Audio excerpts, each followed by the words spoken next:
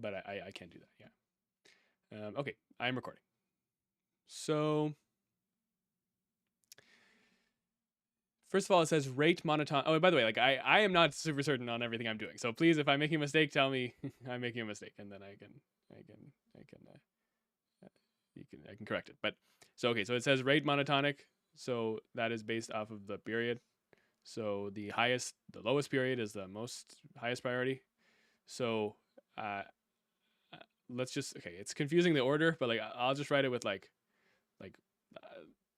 this is 4, 3, 2, 1. So this is the highest priority, and this is the lowest priority.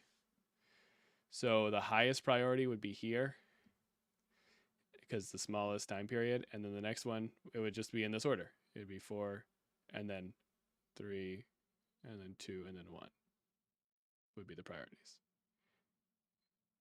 Yeah, because here it's 20 and 40. Okay, so that's that. Now determine the blocking time for all tasks in the case of priority. So blocking time, I guess, is the time spent being blocked for all tasks in the case of a priority inversion for one time period of each task. For one, like how much within the period, how long does it spend being blocked? You may need to draw a schedule. So I guess let's draw a schedule. So it's going to start, okay, so arrival time, 0, right? It's going to start at here, lowest priority. So it's going to start with one block. So I'll draw the tasks here. So T1, T2, I'll draw like this. T1, T2, T3, T4. Right? So let's do it in a different color. T1 will spend 2 blocks, I guess, because it's the only thing for 2 blocks. So it'll spend 2 blocks here executing. So the way I usually write is I just say this is like 2 out of the well, actually, yeah, I have to think about that harder, right? Because it's gonna do 1 E, and then it's gonna lock this because there's nothing else there, so it must just be able to lock this like that. But then at this time, T3 shows up, okay, and it's just gonna execute. But it has a higher priority, so I'm assuming that means it's gonna just do this, right? So T2 at time 2, task 3 shows up. So it's going to have at least one execute stage here, like that. And then so this is at 2, and this is now at 3. I guess I'll have the COE 718 chat open if in case anyone wants to say anything. So then at time 3, T2 shows up. It has a higher priority, so it's just going to execute for one stage at least. Yeah, it's going to execute for 1 for sure. And then the next arrival is at 5. So this is 4 and this is 5. So that's the next arrival of the next highest priority one. So this will lock N. I'm assuming this will lock N. So since that locks N, now when the highest priority task shows up, which is at 5, it's going to start by just executing E for 1, right? But now it wants to access N, but N is currently held. So I'm assuming there's no like inheritance happening. Like they didn't talk about that, right? It just says the blocking time. It just says priority inversion may occur. Yeah, it's in part B. Part B. So there's no. It's just like just see how long the inversion happens right now. I guess for this question. Yes. Yeah. Okay. So then there's gonna be a block right here, right? Because that task wants to do N, but N is currently being held. So I'm assuming that means that the control is going to go back to N, to go back here, so that this can complete this. In fact, it'll just do that now. It'll do 3 of them, or two of them, and this will spend 2 seconds blocked. Then now after that, this T2 is going to release. Yeah, this T2 is going to release N. So then I'm assuming that means that this highest priority task can now start computing n for 2 clocks here. Let's look at the time here, right? So 6, 7, 8, 9, 10. So for 2 clocks here, this can do n.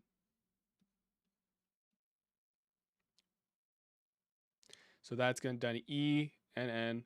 Okay, and now it wants M, but it can't do that because this task is blocking it. It currently locked M, right? So since that task locked M, and the highest priority task wants to use M, then I think it just again is just blocked. It's just blocked again. Yeah. Because the lowest priority task is going to use M now. It needs to use it 3 more times. So I think it'll just do that 3 times now. 1, 2, 3. 1, 2, 3. So this is M, M, M up until 13. Yeah. Wouldn't task 3 execute, right? Because task 3, once T2 and T1 are blocked, it goes down to task 3, and then task 3 finishes. Oh, okay. Yeah, wouldn't it? That's what I Okay. Because Okay, yeah. Because we're not, like, the priority of this is still too low. So yeah, so this is, so here this blocked because it can't, it's the current trying to access a locked resource. So it goes to the next highest priority, which happened to also be this one in this case. Yep. Okay. So here it's blocked. So it goes to the next highest priority. This is trying to access M. Can't do it. This is trying to access M as well. Can't do it. So then E just activates. That's what we're saying? This should just be E, E, E, E, like this, just 3 of them. But you would also place a block on T2, I think. Yeah, would you do that or no for T2? Oh yeah, because T2 is blocked. Yeah, okay, sure, yeah, because it tried to activate, but it can't because it's trying to get M. Would it be all 3? All 3, yeah. Yeah, I think so. Quick question: why isn't E being blocked at the beginning by T2? By T3? Like this E here, or which E? So the next column, I agree that E needs to be pulled up there, but I was wondering why. Like, why is there no block here? By this, why is the T2 not blocked by T3? Because E is sharing the resource for E. He's not a shared resource. Oh, it's yeah. Only is that the confusion? Yeah, is that the thing? E is not a resource to share. It's just it just means executing without a resource. Would it after Okay. After T2 execute its N, right? It tries to execute on the shared resource M now. So after the second 2 ends, wouldn't it also be blocked right after that as well? Here? Yeah. No, from here, from here. Yeah. Because it's trying to access. No, but is it trying to access here? No, so it's preempted. Is it? Yeah, it's preempted. So which is not the same thing as blocked, right? So the control just goes up here. It's only blocked if it's by a lower priority task, right? Yeah. And T1 here is the higher priority. Which I guess I'm thinking it's still being blocked because it's trying to access something that is being blocked by a lower priority, but then because it's being prompted by T1, I guess. But it's actually not trying to access right now, right? Right now it's just being it isn't trying to get to the M block. It's just control is just now switching to T1 because it's unlocked this. I think actually you're right. Okay, so then E, this is done. This continues. Now, finally, these are both waiting for M, which is blocked by this, or they're being blocked by this. So that means that this finally has to finish, the T4 here at the bottom. This has to finish. So this now, it's going to be, now it's going to do MMM. Okay, but we're reaching the period now, right? Like this has a time period of 15. So it missed the deadline. It started late, right? So it started late. It started late. Yeah. So 20 is the deadline. Yeah. Okay. Oh, I didn't even look at that. I just tried to finish the whole thing. Yeah. So MMM here. And then everything else is fine. Yeah, okay. So this is still being blocked here. B, B, B, B, B, B. These are all being blocked in these times here. And now MMM's done. Releases M. So now I'm assuming the highest priority task is gonna get access to M. So for 2 clocks, MM. And then this is not blocked, it's just preempted here. And then yeah. Wait, would you So not this would finish be, the whole right? process for T1? So you It would would do an Yeah. execute. And then E here. Yeah. Yep. That makes sense. And then so this is at 16, 17, 18, 19. And then at 20 here, like from 19 to 20, it's gonna be we just go, It's gonna go so down to T2, yeah. right, it's gonna go down to T2. T2 is gonna act on M once, and then execute. Oops. Yep. And then execute, and then finally we get one last two last executions here, Yes. like this. Okay, and then does everything meet the deadlines? Yeah, everything meets the deadlines, at least on one like this. Okay, so yeah, that makes sense, because this task can't be blocked. It's not trying to access a resource. This task also can't be blocked because you can only be blocked by something of lower priority than you, but this is the lowest priority. So these are the only two that can be blocked. So these are the times that we came up with. So blocking time for T1, I'll just say like BLK for T1 equals 1, 2, 3, 4, 5, 6, 7, 8. And then blocking time for T2 is going to be 6. And then 0 for the other ones, like that, right? Theoretically, if like say for example T2 like timed out before it finished, right? And say it still had to like reach like a like some blocked area. At that point, like we just stop, right? Because if it times out, then like we just can't continue with it, right? I think so, right? Like, but then it would be weird to ask like how many blocking periods, because then that would assume we could find the end, right? But yeah, like if something times out, it's not schedulable. So then there's something more wrong that's happening, right? It's more, yeah. So, but yeah, in this specific case, like if something did time out, if we reach the deadline, then yeah, I guess I would just say Talking about like an unbounded priority inversion where like it just blocks something for an indefinite amount of time until like the watchdog timer resets the whole thing. what we're just saying is like, what if the deadline was 15? Right? What if it had to end at 15? Then this is done, right? Then like we don't reach it, we fail to meet the deadline. This one here, right? For that, because if the period was 15, but I'm assuming the questions will be designed in such a way that this doesn't work. So that doesn't happen.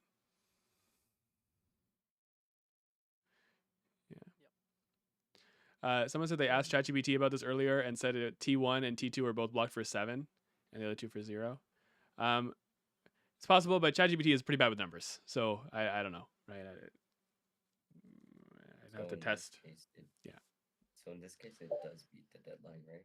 Yeah, it meets the deadline here. Well, I mean, like I can tell you that for T1, I don't know what happens. Like to see the whole thing, we'd have to draw it up to like whatever the lowest common multiple of these 4 are, right? But like that's how far we'd have to go to like actually prove it, or we can just do the whole written test thing like that. Adam, I was gonna ask though, for T2, I do think it may be blocked though, because T4 is a lower priority than T2, and since T2 tries to access M, wouldn't it be blocked anyway? Because T4 is a lower priority than T2. Like here, you're saying it should be a block here? In the middle. Yeah, like the block right here, like that here. Oh no, not there. Between 8 and 10.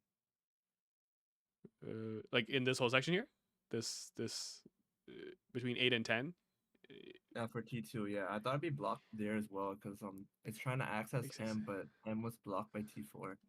That's a good question. I know what you mean. I think it's not because I don't think it's actually trying to access. Oh, what happened? Okay, I don't think it's actually trying to access M here because it's finishing its time with N, the locked resource. It is unlocking the resource, and then it's not. It doesn't go to the next stage. High priority task just takes control now, and then uses it. So it's being preempted. It's being preempted, right? It's like this preempted. I do find this question is up to like speculation of like, what you think, because Yeah. you could say that it ends N and then tries to quickly execute on M before it's prompted by. I don't. Yeah, we just have someone just has to tell us if that's what happens or not. Like, right, because that I don't think that's what happens. I think it just goes right to this. No, technically, I think the manual says that the task scheduler checks what task is highest priority before. Right. I would assume that. Right, because that always has to go to the highest priority. So I would assume that means that it's just it's just preempted now. Yeah. Okay, so that's that question. There we have that. I mean, is there some way we can check our answers or no? These are just questions to do. That's what I got. So understanding what you put. Okay. Well, if anyone has anything else to ask, feel free, or I'll just move on to the next part of the question. Also, you gotta specify like what the blocking is. So like for T1, you're gonna have like a certain amount of blocks, and then for you gotta write out the like. Oh yeah, you already wrote the block. Like that, like this stuff, like this, right? Like just saying how many. Yeah. I got it.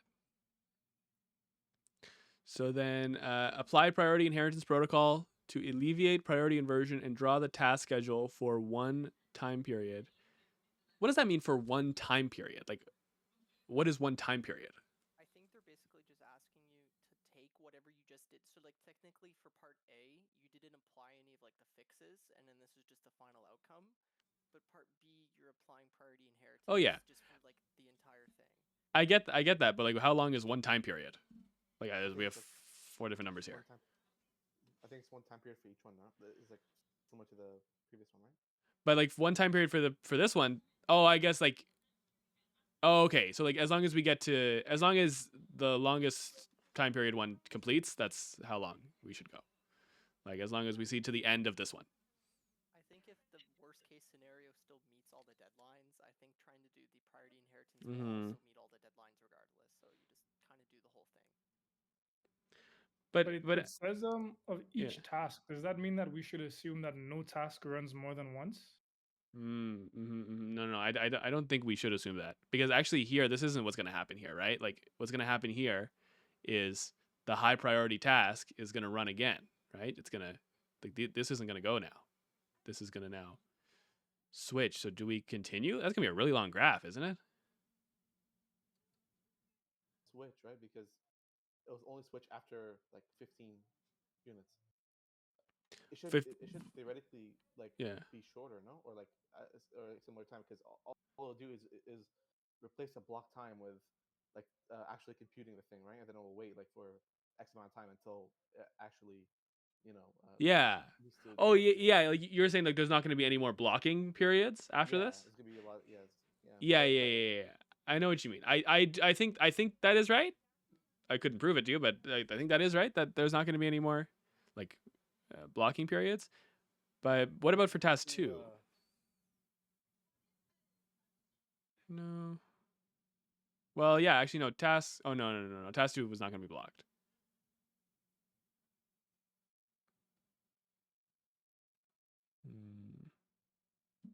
Could draw it out. But wouldn't it be like we could draw out the next couple seconds, right?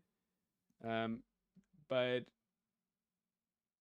it's not that. Like I was saying, like we just make like a separate table or a separate graph that just uses priority inversion, right? Yeah. Oh yeah, like that's what I did. Like, uses what? Like for part B, you're saying? Or yeah. Oh yeah. I get that for sure. I just trying to figure out where we should end the graph. That's what I'm trying to say. I think it's fine because priority inversion happens in like a specific in this section. No, it happens in the situation where the lower task priority blocks the higher priority. But yeah. your restart, like let's say you restart at this point, Yeah. you're gonna start from the higher priority task to the lower, so there shouldn't be any blocks. Yeah. Okay. That makes sense to me. That makes sense to me. Right. I just he's a little nitpicky, so I feel like he might deduct marks if you don't draw your graph long enough. So that's the only thing. Okay, we'll do this. Give me 1 second. I have to mute for 1 minute. So give me 1 second. I will be back in 1 minute.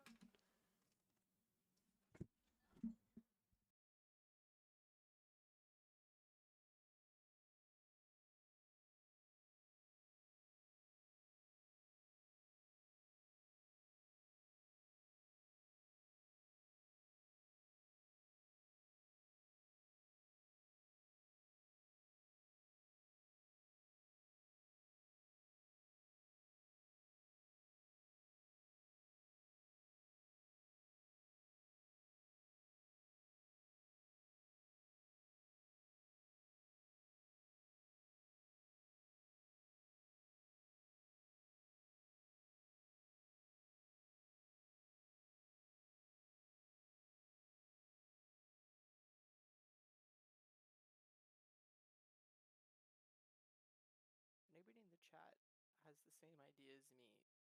He doesn't really specify whether or not we're using OCPP or like ICPP in this case for priority inheritance protocol. I know it's original ceiling priority protocol and immediate ceiling priority protocol, but isn't OCPP technically just the same thing as priority inheritance? I think it's different, no? Because I thought priority like, ceiling and priority inheritance are different concepts, I think. but isn't like OCPP, isn't it basically, it doesn't, like the whole idea is that ICPP will just immediately raise the priority to the highest like ceiling level the moment that it blocks the resource, but OCPP is just raising that resource when something else calls upon it, right? Yep. So which is what I did for this question, which is just priority inheritance. Like I remember doing it in the labs where like the moment that task, like the highest priority tasks wants that resource, then you bring up the priority of, so like isn't that still technically the same thing as priority inheritance in OCPP?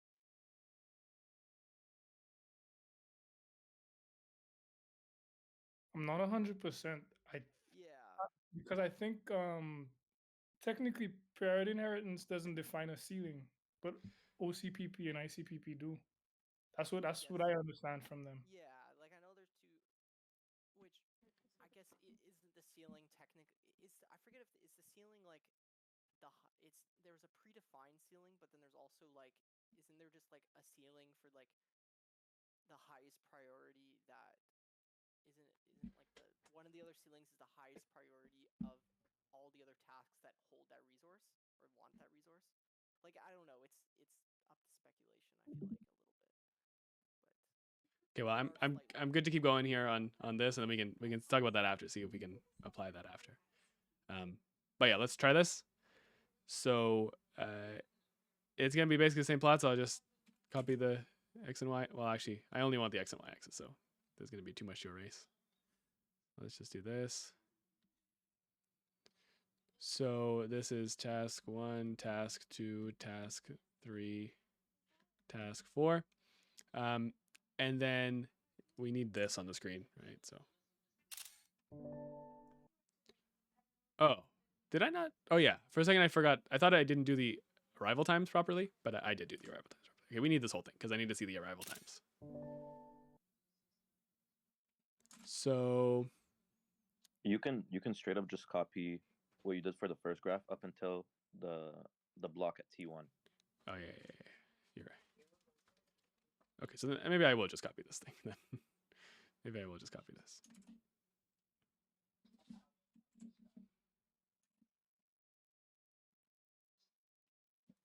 Okay, and then after this is where we get, yeah, where it changes, right? So I'll just erase this.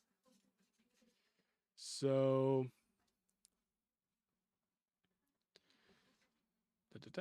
okay, so E starts. T4 starts.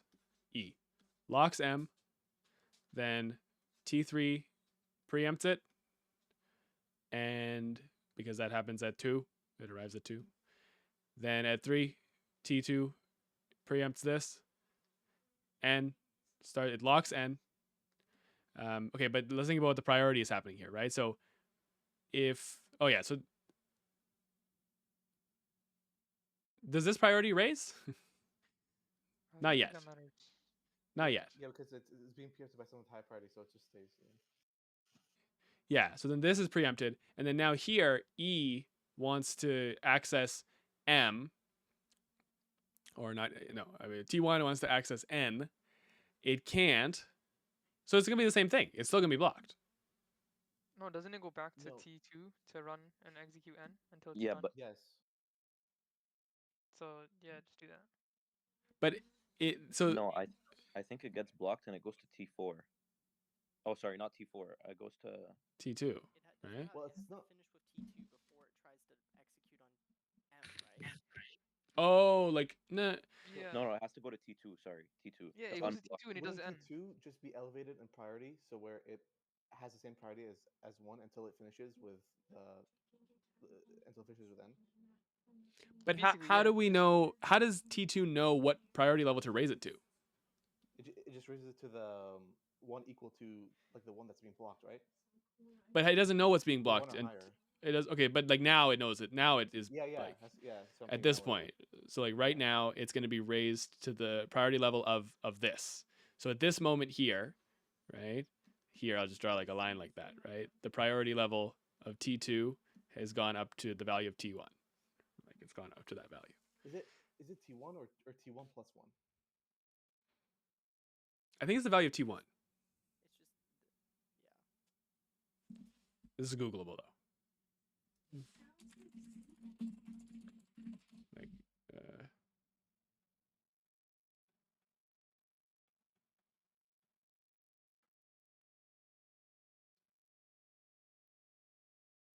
yeah, it seems like it's just the value of it. It doesn't really matter in this case though, but yeah, so that's that. So then the T2 is going to continue using N for the remainder of the time that it wants to use N. And then this blocks, still blocks. And now it's done. T2 used N 3 times. It's done. So now automatically control is going to, well, yeah, the priority is going to go back down. It goes back down. Only blocked twice because you used one N before, so there's 3 Ns. Say it again. What was it? For task 2, I think you have one extra. One extra N? Extra N, yeah. Yeah, you have one extra. Oh, there's only 3. Yeah. Okay, yeah. That's I just didn't see that. Okay, so this should just go here, and at this moment, this is going to now go back up to this. This is going to use N. Use N again for that. This is just preempted here. And now it wants to use M, but it can't because that's locked by someone. So I think now control is going to go to, so at this moment, or sorry, it's blocked. At this moment, the priority of T4 is going to be raised to the value of the priority of T1. And so it will now complete. Does that sound right to everybody? Yep. Yeah, okay. So it's going to do it 4 times. M. So, well, 4 in total, so 3 more. Yeah. 3 more, yeah. And it's done now. So the priority is going to go back down. T4 goes back down. Oops. And now this will continue executing because the highest priority task.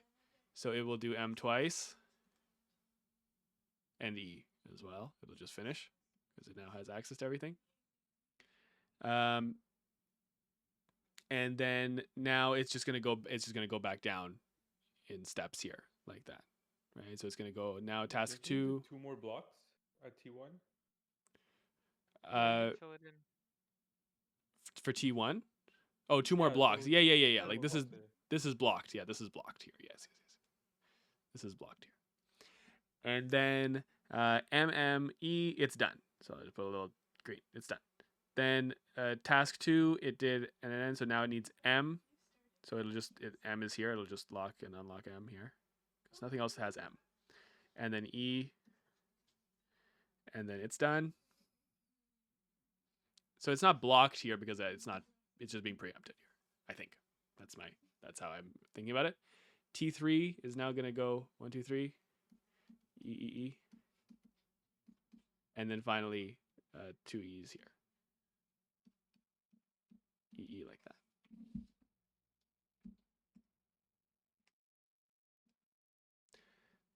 Does that look right to everybody? Yep. Yeah? Yep. It's just kind of hard to show like the priority like increase. Right. It says I'm just like trying to show it like this. That's why I'm like that's my symbol for it. Right, just like highlighting that. Yeah. Okay. I have a feeling we're gonna have exactly a question like this on the test because he did mention that I think I even remember him saying directly there will be a priority inheritance question or priority inversion question. Which sorry, could you scroll back down? I have a question. Yeah. So when we raise T4 to the same level as T1, does it still count as blocked or is it just preempting it?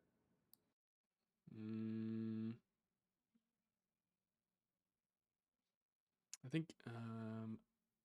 think it's blocked. Let's look at the lecture slides. I was trying to look through them. I couldn't find any information on them either. No, actually no. I don't think it would be blocked because it's only being blocked by technically blocked is by something lower priority, but then you're bringing the priority to be the same as T1, so it's just being prompted because it's waiting. Yeah, but like he had an example in his slides where he like has it blocked. yeah. It's still blocked. Interesting. Yeah. So this is blocked in this example. Well, this example is priority inversion. Okay, so this is priority inheritance here. Okay, here's priority inheritance. Yeah, and it's blocked. Yeah, oh, and this stuff is blocked too? Yeah. Yeah. So do you make the other ones like block as well? Yeah. Okay, let's look at let's look at this example. Executing? Do they need the resources? Wait, B doesn't need it. Why is it blocked? Wait, sorry. What's the question? Yeah, here I'm gonna get it. I'm gonna get it up here. So. You're right. I understand why C is blocked, but why is? Well, no, actually, no. Why is C not? Okay, so execute locks Q. Just put a Q here, just so we see that locks Q. Then both these are at the same time. This has higher priority. Or which one has higher priority? I guess this has higher priority. So this is the highest priority to lowest priority. Yeah, that's about right. So then this will execute, and then this will lock V. And then the time for this arrives, so it executes.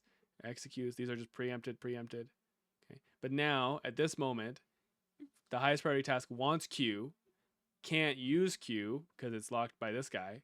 So this one goes to highest priority. Why is this blocked? Why are these blocked here? That's kind of confusing. I don't know why C and B are blocked because they're not even using that right now. Wait, so is he reversing the priority number? Like he's saying like 1 is the highest priority? Oh no! Oh, sorry. No. 4 is the highest priority. Yeah. 4 is the highest priority. Yeah, that's weird that those are blocked. Yeah, it makes sense that A is raised to the highest one, but B is not even using a shared resource among them. Right. Because you're not even executing B if you think about it. Because B is gonna run so like later on at 14. Right. So right. I think this is wrong. Can you show before? Like before priority inheritance? Yeah. Yeah. This is just with the inversion.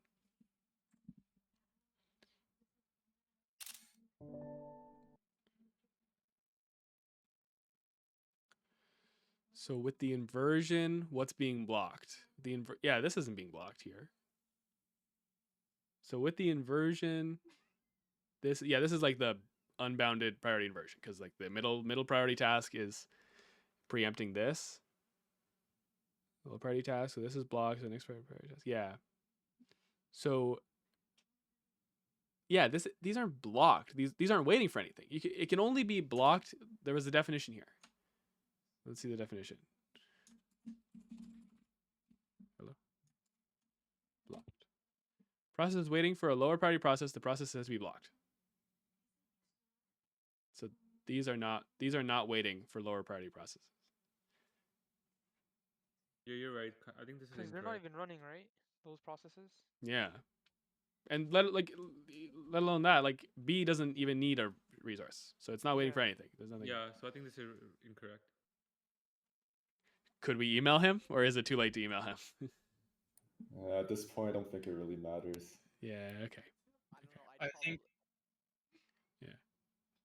Unless someone What if- had what if- experience emailing, does he have like a fast reply? Yeah, he does have a pretty fast reply, but I don't know about 1 day. Like, I've emailed I him. a few emailed times. him this morning at 11 and he hasn't responded. So Okay. Oh boy. Okay.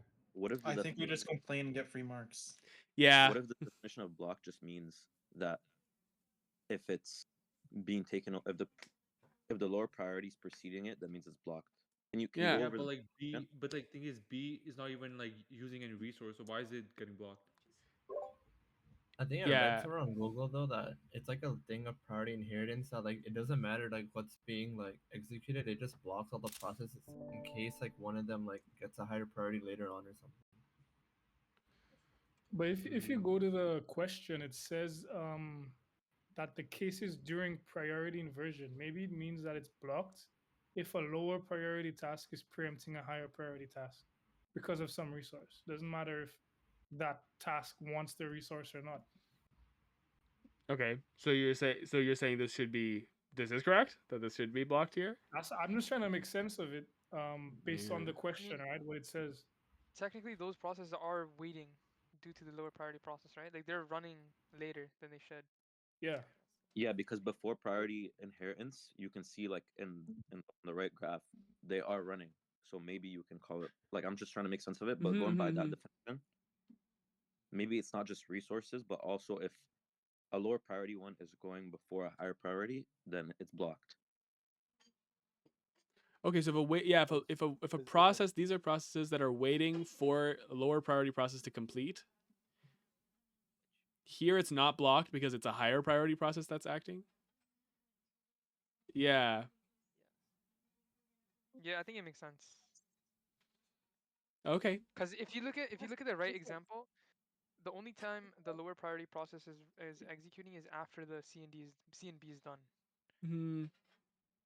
So like those aren't blocked. But during the time where A is raised, it wouldn't make it a lower priority, no?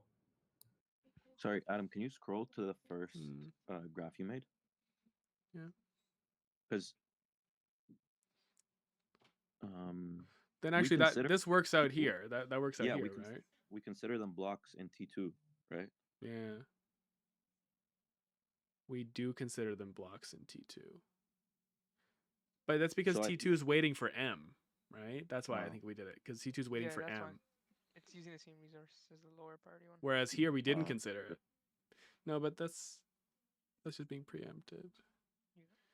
But here, even though it's not waiting, like this guy's not waiting for anything, it's still doing it. Priority gets raised, but like theoretic, or I don't know, it's still sort of considered a lower priority task, even though like it's being raised to the highest one. I don't know. Yeah, like so at this moment the priority of A is raised to the highest priority. So high priority. So now these are not waiting for a lower priority process. Technically they are though, because they can't go unless the block is solved. But they're not waiting for a lower priority process though. Because it's the highest priority. Yeah. Well, yeah, what if D is waiting? Yeah. Well, no, D I guess is the same priority. So is it waiting for a lower priority process? No, and that's what I was thinking. It's like it's just being prompted technically by A. But then, what if they're going by the static priority? Because the definition, like right? At runtime? Yeah, exactly. Well, yeah. That I guess it's just better to ask the prof right now because we're just like going back and forth. I mean, yeah, we can give it a shot. It doesn't hurt. I found this question very like there's a bunch of information that's not provided that like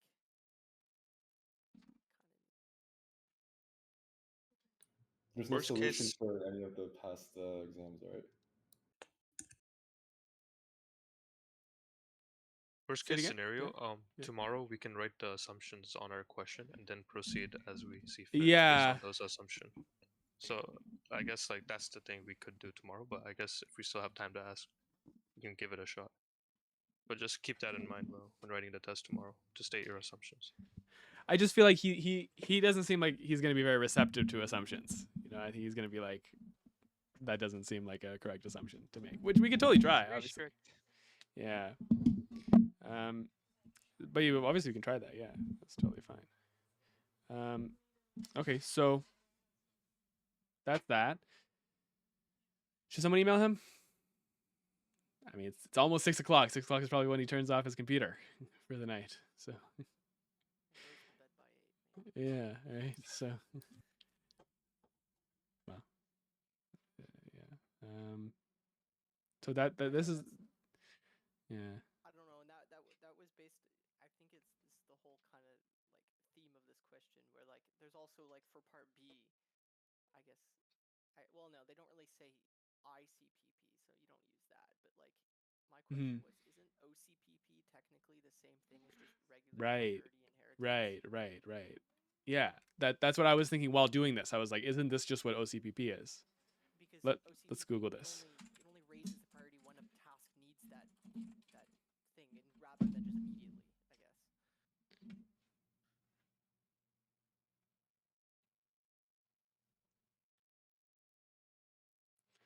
So let me see. I asked ChatGPT here earlier what this is. So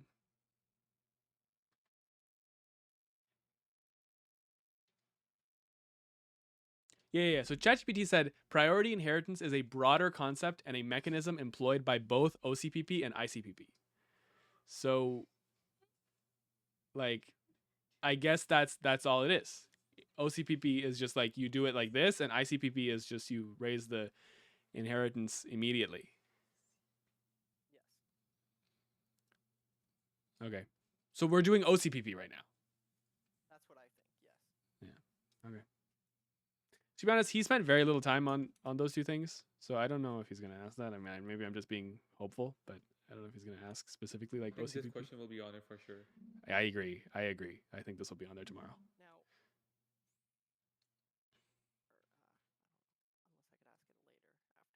could ask it later I'll maybe ask it later. Okay. But okay, so what's our conclusion with this? Like, is this it? Are we done? Is that it for priority inheritance? Like, so is this blocked? That's the thing, right? That's the thing we don't know. Are these blocked right now? Like that. This is the potential. Yeah. We should move on. Just based off of the props like sides. Nobody knows the answer. Yeah, but based off the slides. And then I think we do this and move on. I think that's true. And then if we get marks off, we can just refer to the slides and be like, well, here it was blocked. Yeah. Okay.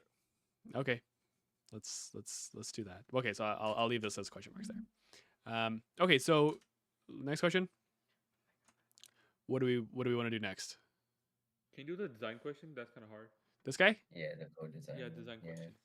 No, not this one with the 3 input. Oh no. Yeah. Yes. Let's try it. Let's try it. Okay, so consider the hardware software co-design of an embedded computer system for a modified FIR filter shown below. System computes blah blah blah blah blah blah blah blah. The embedded computer system consists of CPU, employ. You can employ multiple hardware modules, adder, multiplier, summation units. So here we have 2 input multiplier, 2 input adder, 3 input multiply and add. Oh, so it computes this specific operation, m times n plus p. And do we need to do that often? Yeah, like that right there, and that right there, and that right there. And it's 400 gates. Okay. So like we almost definitely want to use this because we use it 3 times. And then we have the adder, I think. Yeah, right. And then the summation. I think you can ignore the 2 input multiplier. I agree. I think we don't need that, right? Design the But most there's, like, different efficient. variations to Yeah. solving this question, though. Right. So he said that if you get at least something that meets the criteria, you will get 10 out of 12 if you just meet the criteria. So that's what I'm trying to get, right? I mean, if I can get it, if I get 12 out of 12, that's great. But just trying to get 10 out of 12. Get from 10 to 12 probably requires a lot more time of like Just figuring it out. or just luck of just like you just by accident chose the right thing, right? And that's all. Would you rather spend 30 minutes trying to optimize it or 15 just doing it the one Right. time, getting the 10 Yeah. minutes? Exactly. Okay, so let's now do this. So yeah, I agree with your choice that we would do the 3 input this guy, and then probably the summation unit, because otherwise, I mean, how are we gonna? We need to break that up into a bunch of oh no, never mind. Sorry, we can do it in software. Let's just say for now I just choose this, and then let's see what happens. So, I'll maybe put this on the side here like that. And then just to kind of keep track of everything, it's probably good to like label all the different parts here. So this is like A. Well, no, we're definitely using that hardware module. So I guess we can just call this one unit. So this is like A, this is B, this is C, this is D, this is E. I don't know if we'd be able to use software or the software summation at least, since it's already 3 seconds and we have to stay. Oh yeah. You're right. yeah. For sure. So we definitely have to use that. I think the trick with this question is I think the summation can actually just be 2 additions. Yeah. Oh yeah. Okay. 2 additions. So you don't have to use the summation at all, I don't think, but I'm not 100% certain. Okay. Because then 2, like in software or in hardware? No, because in hardware. In hardware, like the hardware adder, because we need that. Yeah. We need these adders as well. So you need 4 adders. Yeah, and 4 adders is better than. Yeah. Okay. That makes sense to me. So then you'd have to because on the practice exam, he said like you can use the multiplier to do the squaring. So we're allowed to like creatively combine components in order to achieve more operations. So okay, that's fine with me. That makes sense. And then.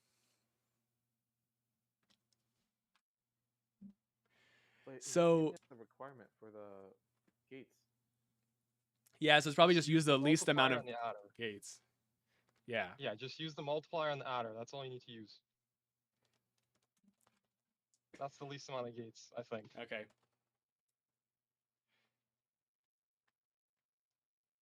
Like I'm multiply and adder. Do you hit the time? Yeah, we'll try that.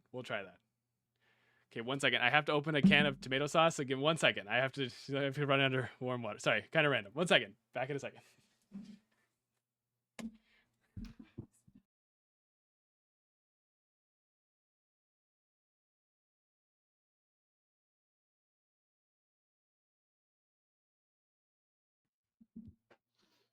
Okay, I'm back now. So now let's try to actually do it. So yeah, we label everything. I guess let's break up the summer here into like A, B, C, like just 2 additions, right? Because then like these are gonna add together and then add with that. So it's just like 2 adders at the end there.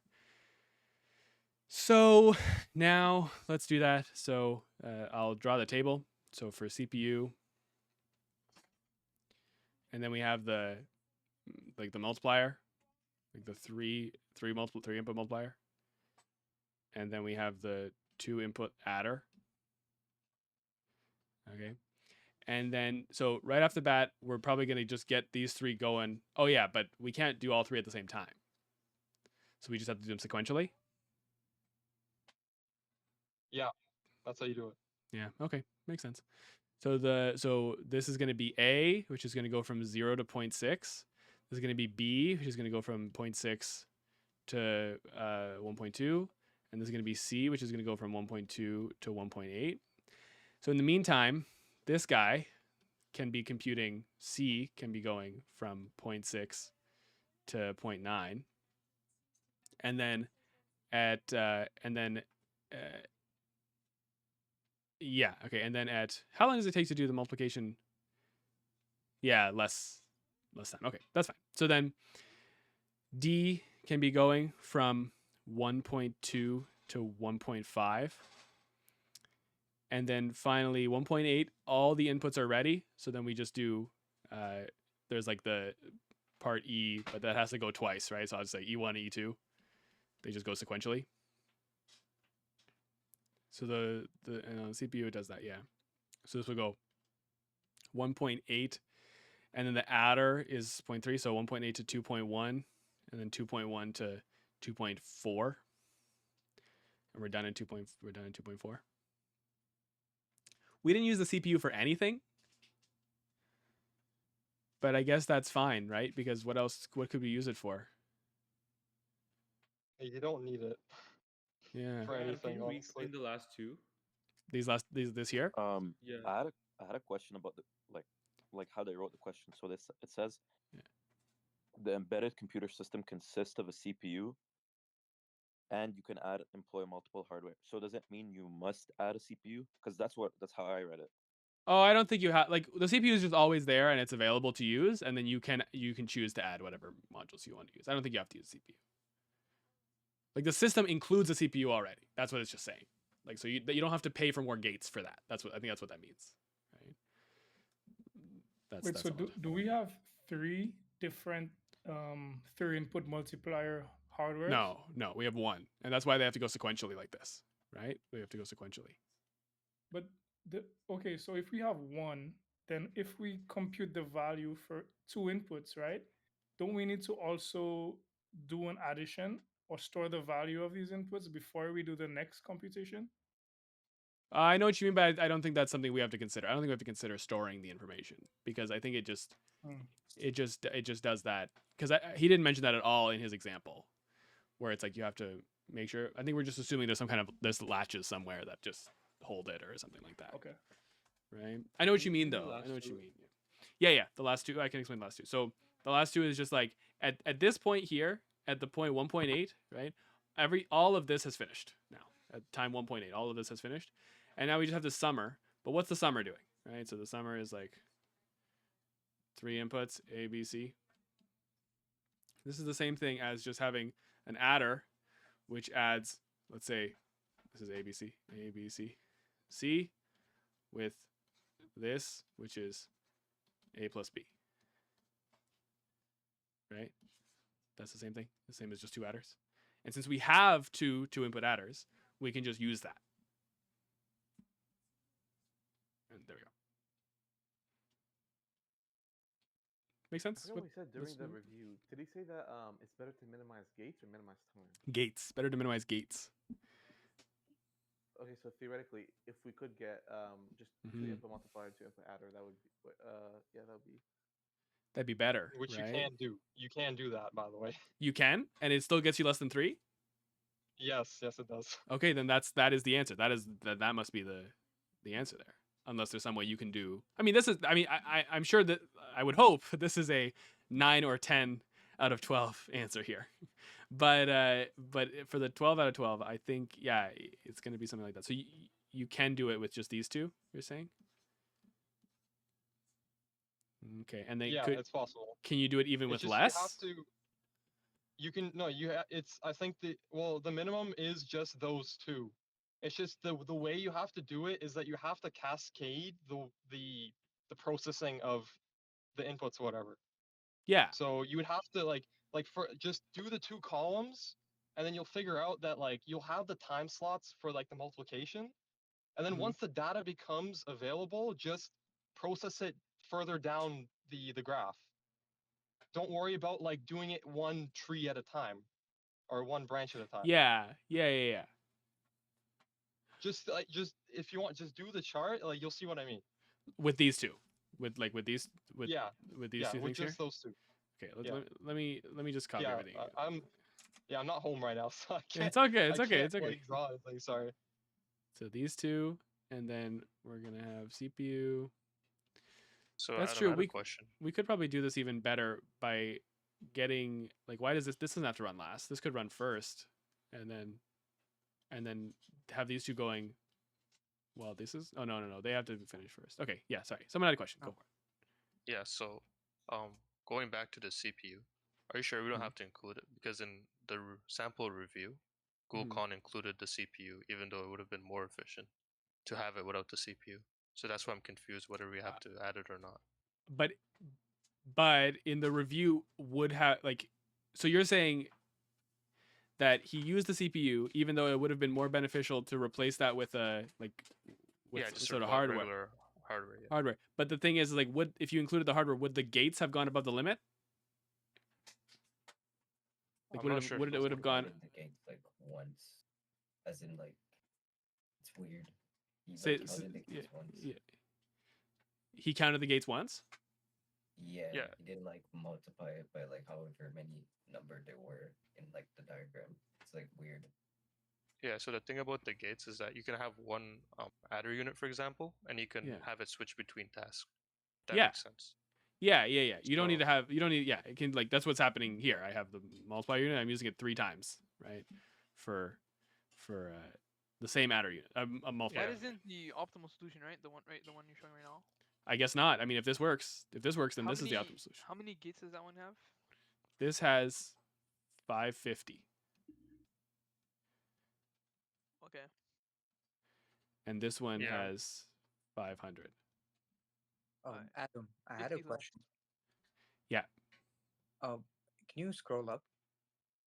So let's say I don't know anything about this question, right? I just want to understand how you got these values. How did you fill up the table from 0 to 0.6? Yeah. And so on.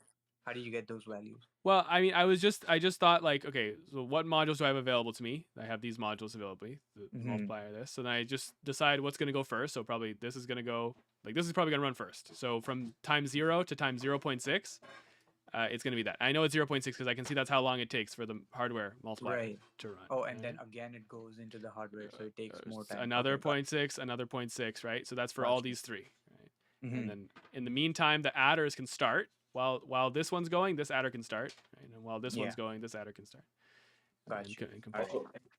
Sorry, one more question.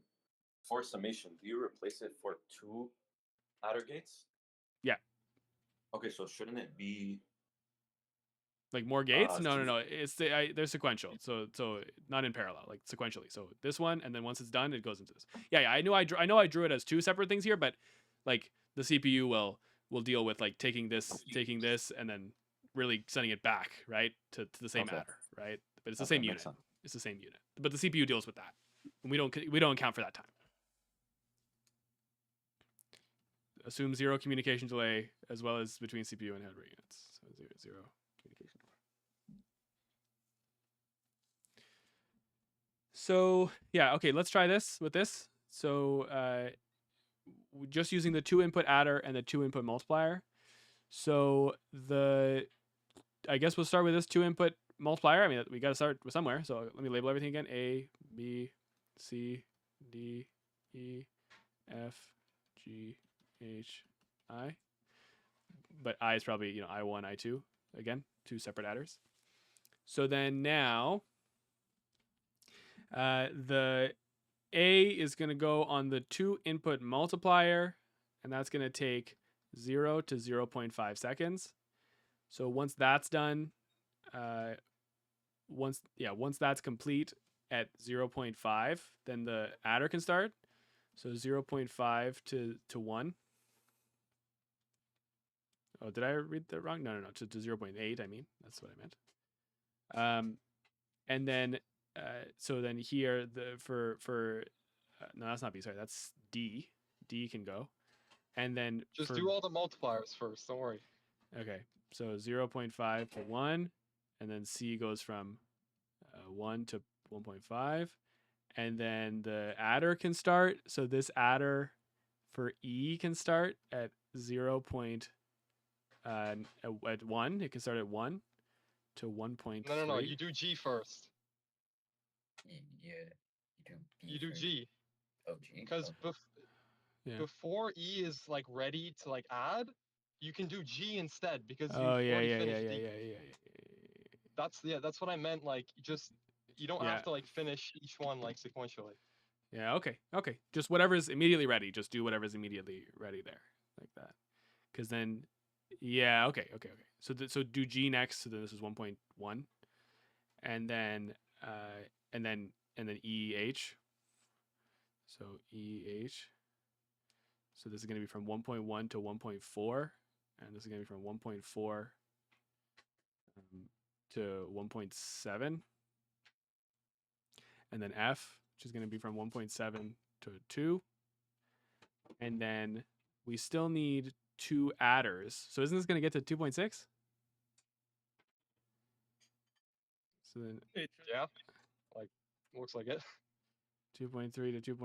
To 2 to 2.3. And then this is 2.3 to 2.6, like that. Okay, so it's slow. But isn't the previous? Oh yeah. No. But the gates is what matters. So we still are less than 3. That's what matters. We're still less than 3 milliseconds, and we use less gates. That's better.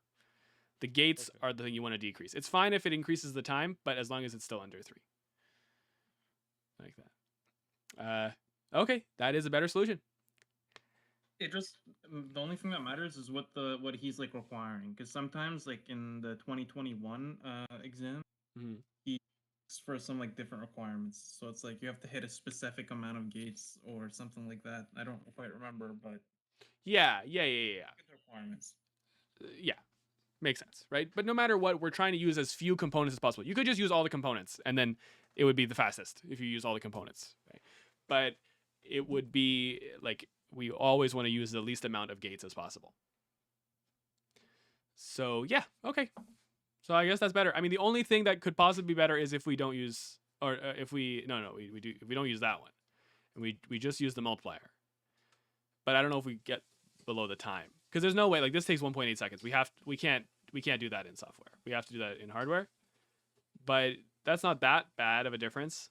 But we do a lot of adding, so probably is too bad of a difference there. I have like a quick question. Yeah. So for like E, you know how you started at like 1.1? For do you start E, at yeah, this one here, right? Yeah. So well, why do you start at like 1.1 when the adder finished? Like 1?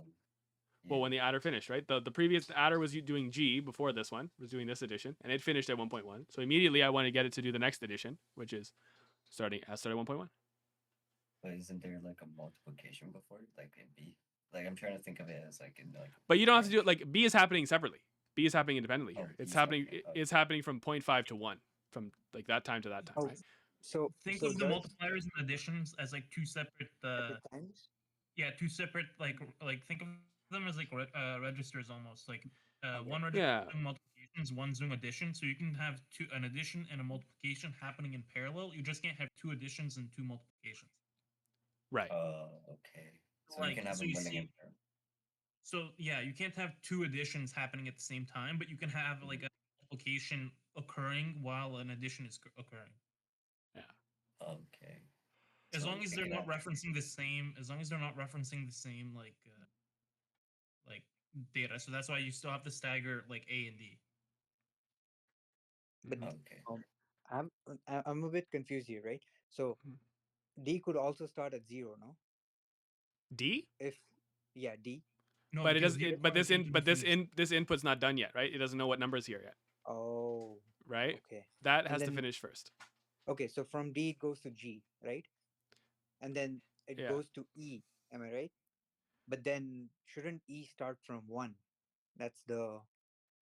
But it's not really that like B goes to G. These are separate modules. These are separate things. So B is running. B goes until 1. That's completely separate from G.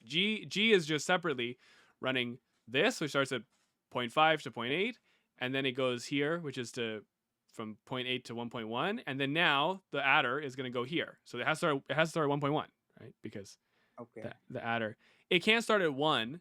I understand that this is done at 1. This is done. Like this information is available at 1, but this is still, the adder still being used until 1.1 here. Oh, so 2 adders can't be running at the same time. We only have 1 adder. Exactly. We only have 1. You could have 2 adders if you wanted to. You could get another adder module, but that'd be using more gates, right? More gates, right? Yeah. So we only have 1 hardware adder. Yeah. So only 1 can be used at a time. So Adam, this is the 2021 previous exam, right? Let me see. This is 2022. Oh. 2022. Is there a reason we're not doing any processing in software? It's just the time's too long. The time's just too long for all of that, right? Adam, can you link that exam like here somewhere? Yeah. But technically, we could do them in parallel. Yeah, alongside this, some addition. It's just that also additionally, like, information doesn't become ready for a while, right? So like we can't start this anywhere. Like we can't start this because we don't know this yet. We can't start this because we don't know this yet. But I guess when would we rather use software over hardware, or like rather than using the lowest time, like executing time? You know what I mean? Yeah. Well, like basically, if somehow you could, like, from the beginning, like starting at 0, you could be running something on the CPU. Like, what if there was like an additional thing here, which was like some sort of like, I don't know, this times this, this times this. From the beginning, you could just have that running for multiplication. Multiplier is 1.8 seconds, right? You could just have that running in the background, and it'll be done by 1.8, and that's fine because then you'll just add that in as well, like that. Okay. It's not dependent on anything else. That's the thing. It's not dependent on anything else. So like maybe this, no, but it's too. Yeah, it's gonna finish at 3. It's gonna finish at 3. For this exam, you can't use anything in simulation because it just takes too long. It just takes too long, yeah. Least amount of gates, so it doesn't really make sense to have something running in simulation when you're gonna use like the adder. You're gonna use the same amount of gates anyway. So it's like I think if you run D as a CPU, it would speed it up by 0.1 second. Okay. It would let which one? It would let E run at 1 second instead of 1.1. Yeah, D. If D was on, but then if D was on the, okay, we could try it. Like, we can see what happens. Let's just do it. Or sorry, not D. I think it's G. If you run G as software. G as software? It would let E run at 1 second, which would speed it up by 0.1 second, or 0.1 milliseconds. Okay, so A starts here, 0.5. B starts here. So after A, then D has to go. So then at the time 0.8, that's when this will start. So G. Yeah. 0.8, and it's just going to be adding. So 2-bit adder CPU is going to be to 1.6. Right, and then to do F, yeah. That actually, no, but will it be a different? Because this still has to. We still have to wait for F, right? Oh no, but maybe that's going to be done sooner then. That'll be done sooner. Yeah, because G's not running here. G's not running here. Okay, this is all different now. So if this is all different now, then from 0.8 to 1.6, that's that. So at 1.6, this will be available at 1.6. Okay, but then we still have to do. So we did A, B, C, D, and then E. We're just gonna run. E is now gonna run on at 1, right? So 1 to 1.3 because it can, because this information is available at 1, and it's also free at 1. And then H, right, is gonna be from 1.3 to 1.6. And then, oh yeah, but we still have to compute F, right? So the F is from F is from 1.6 to 1.9. And then now we need 2 more. We need I1 and did I have F here? I did have F here. We can oh, begin yeah. At 1.6, no? Begin what, sorry? If we do the 2-bit adder, if we do the 2-bit adder in, no. Oh, like you mean like do one of these in software and do the other one in hardware? I think it'll just take too long. I think. Too long, yeah. Right. Honestly, I think it's just don't try to min-max. Well, maybe try to min-max this, but like you get no benefit in this scenario by shortening the time. You know what I mean? Right. This get the lowest amount of gates in this. Yeah, this is fine. So this is gonna be from 1.9 to 2.1, 2.2, and this is gonna be from 2.2 to 2.5. Okay, so 2.5, yeah. So I don't know if he's gonna be this nitpicky, right? about it. Like if he's really gonna take a mark. I mean, both meet the requirement of less than 3 seconds and least amount of gates because they still use the same amount of gates. Yeah. Okay. I agree with you. Like if I was marking this test, of course these would both be 12 out of 12 questions, right? I just think he's very nitpicky, so he might call this an 11 and this a 12, but I don't know. We'll see. I guess. So like two things. So like just to clarify, you don't have to use CPU. You can just go like pure hardware if you wanted to. That's my understanding. Okay, and then for like my second question, so like for like the bottom, so you know how you like started at E at 1 now, right?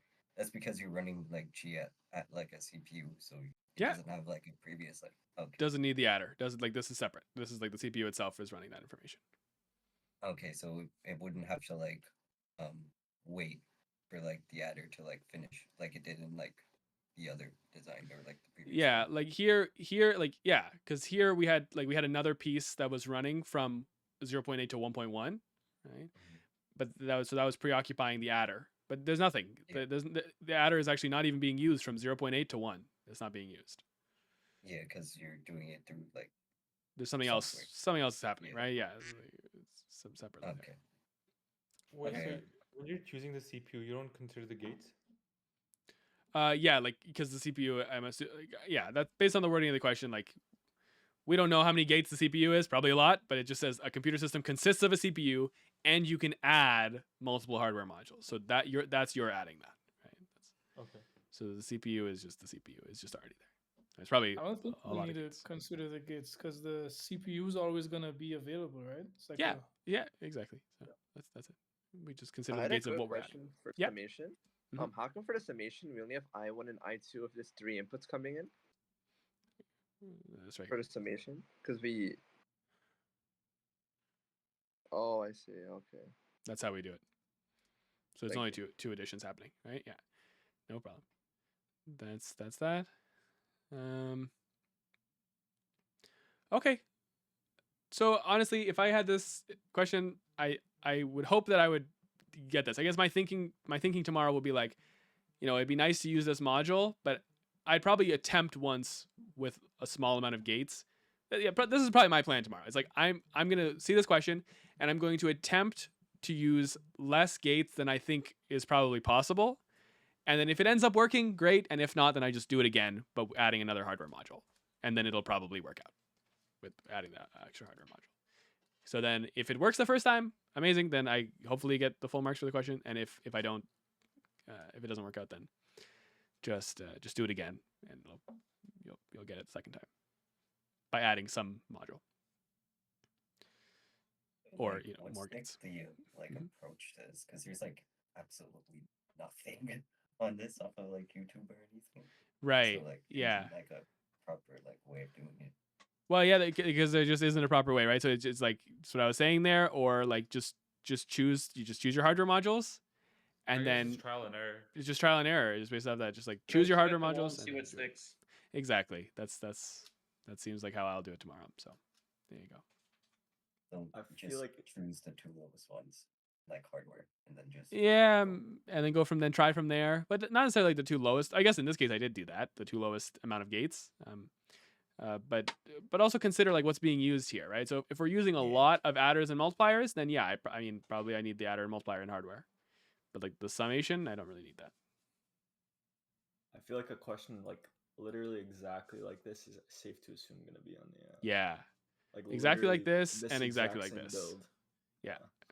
Yeah, because it was on the 2021 midterm or final as well, right? The exact same, just different numbers. And he didn't show it in class, so I'm gonna assume this is. I think like you've done like probably like the 2 hardest like ones off of the. Yeah, right. So hopefully it's just that. Okay, so there's those questions done. What else do we want to do? Well, could you do the last question on this? Yeah. Question 5, I think. Here? Yeah, this one. All right, let's try it.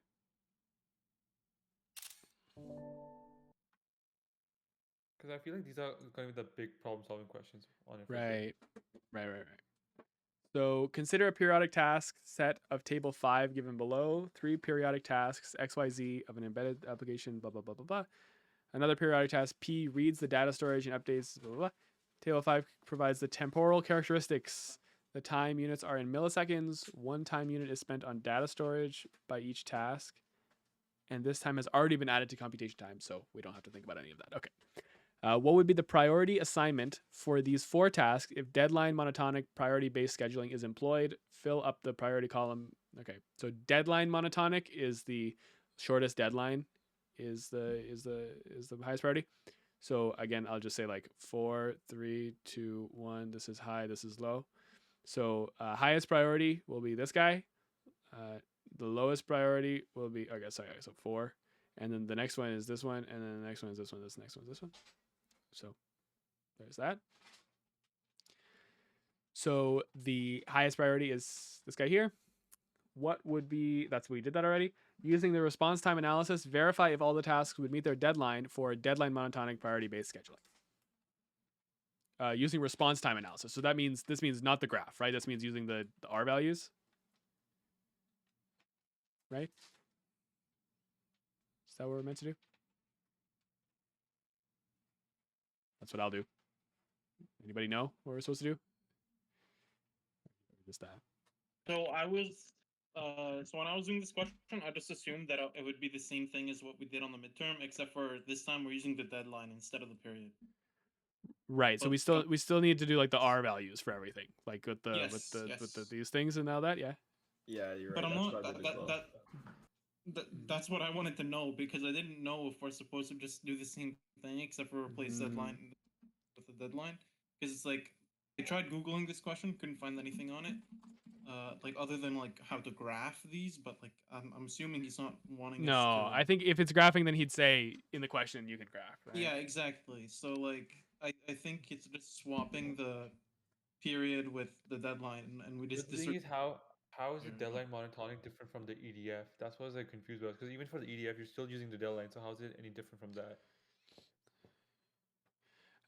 Like the response time analysis specifically, or like the protocols? Yeah, for response time analysis, because isn't like in EDF you find the priorities based on your deadline. But thing is, even for deadline monotonic, you're using deadline. Are they supposed to be the same thing? Yeah. Yeah. What? Because for our RMS, you use the period, which is something it's gonna give you a different answer if you use the period. But thing is, how is EDF different from deadline monotonic? That's what I was confused about. I asked ChatGPT this earlier today. Let me see if I can get what I said. There's something in the notes that says if the deadline's less than the period, you use EDF. If the period's bigger than the deadline, then yeah, you use deadline monotonic. I think that's what it was. Yeah. So that means we do deadline, but like the process of the actual calculation here. Well, let's just do the process here. Like what is it going to be? Let me open the slides and see what it says. So lecture notes, and this is in number 5, and then we need deadline monotonic.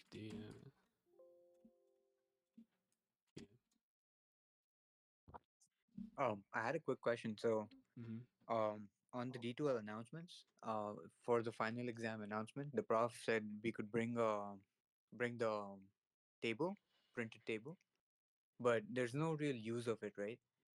On the exam. Yeah. He said specifically there will be no. What did he say? He said there will be no C coding. Assembly questions. Yeah. Yeah, I think he also said there will be no assembly. Yeah. There's not going to be any like six pages. to like assembly or assembly to C. I think that's what he said. But, yeah. Okay. Yeah, there's no point in bringing something you're not going to use it. Yeah. What's the point of bringing it then? No, I think for the midterm it was useful, but thing is, even for the midterm it's kind of pretty useless. Yeah, it was useless. Yeah. Wait, so can someone so someone asked like what's the difference between EDF?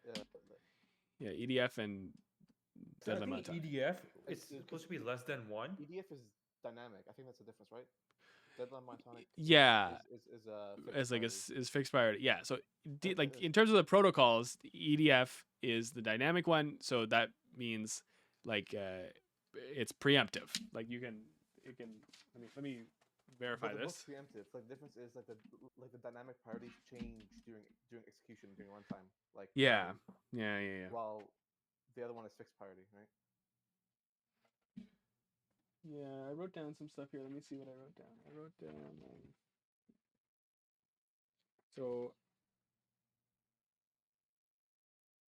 Okay, this is what I wrote down.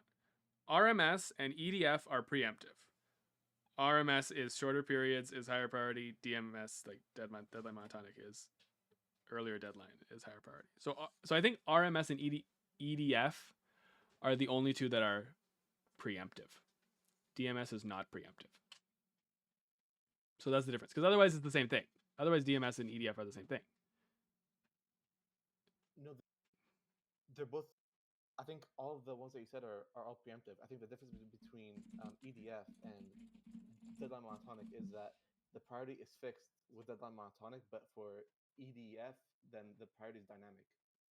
Mm-hmm. So yeah, that makes sense. That makes sense what you're saying. Let me just see here.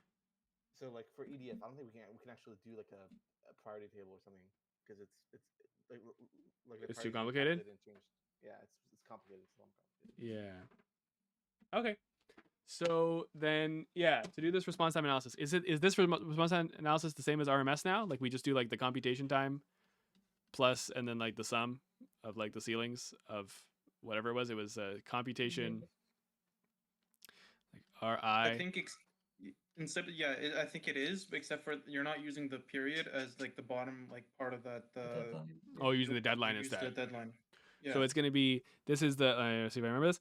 This is the computation time of the higher priority over the period of the lower priority times the computation of the lower priority? I believe so. Yeah. Yeah, deadline computation. The way I remember is like you make a little triangle. Like it's Yeah. No, you're right. I remembered it the same way. Yeah, it is a little triangle. Right? Yeah. So this is CI. Someone's got their mic on? Who's got their mic on? Okay. So now I will. Do I have there? I will mute. Did it mute for everybody else or just me? Hopefully. Just you. Oh, just me? Okay. Well, everybody mute that guy.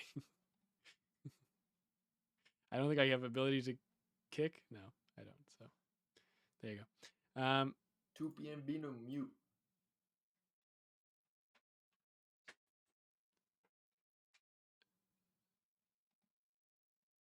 Okay. So let's see here. So okay, assuming this is correct. This is correct. So the J is for the higher priority tasks, and then the I is this, or it's not T, right? It's deadline for the the lower priority task and all that. So R. It'd still be T. It isn't. Yeah, it'd still be T because like yeah. I thought the whole point was that we use the deadline to compare if it like meets it, like if it's like schedulable. Oh, but here it's still the period here. Oh, okay. Yeah. So the R value of to X for the what was the highest priority? Yeah, X is just going to be the computation time, which is 2 plus nothing because there's no higher priority tasks. So that's it. So the now for Y, or let's do the next highest priority. So the next that is the next highest priority. So RY is going to be the computation time of Y, which is 2 plus, and now there's only one higher priority task. So we take the computation time of that higher priority task divided by, so it's like, but then it's like the period like this. So then like this, and then like this. So it's going to be the computation time 2 divided by the period of the lower priority task 11 times the computation time of that lower priority task. Zoom out a little bit here. Could be. Yeah. Okay. And so then this is 2 plus this is what is this? This is 1. 2 so this is 4. And then it's still gonna be 4 next time. Like you do it again, right? 2 plus 4 over 11 times 2 equals 2 plus 2, which is 4. So we're done. That's 2. And then our Z is going to be, okay, so we take the computation time, 4.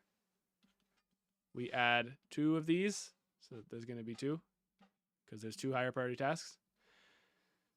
No, sorry, not Z. We'll do P next because that's the next highest priority. So ignore this for now. I want to look at that. So then, okay, so for X, let's say for the highest priority task, we take the computation time of that highest priority task, which is 2, divided by the period of this task, which is 40, multiplied by the computation time of this task, which is 8. This is going to be times 8 here. Oh, 8? No. Yeah, so this is supposed to be an 8 here. So that's supposed to be an 8. Because that's the computation time of that task. Okay, then for the other one, we also still have Y, which is higher priority.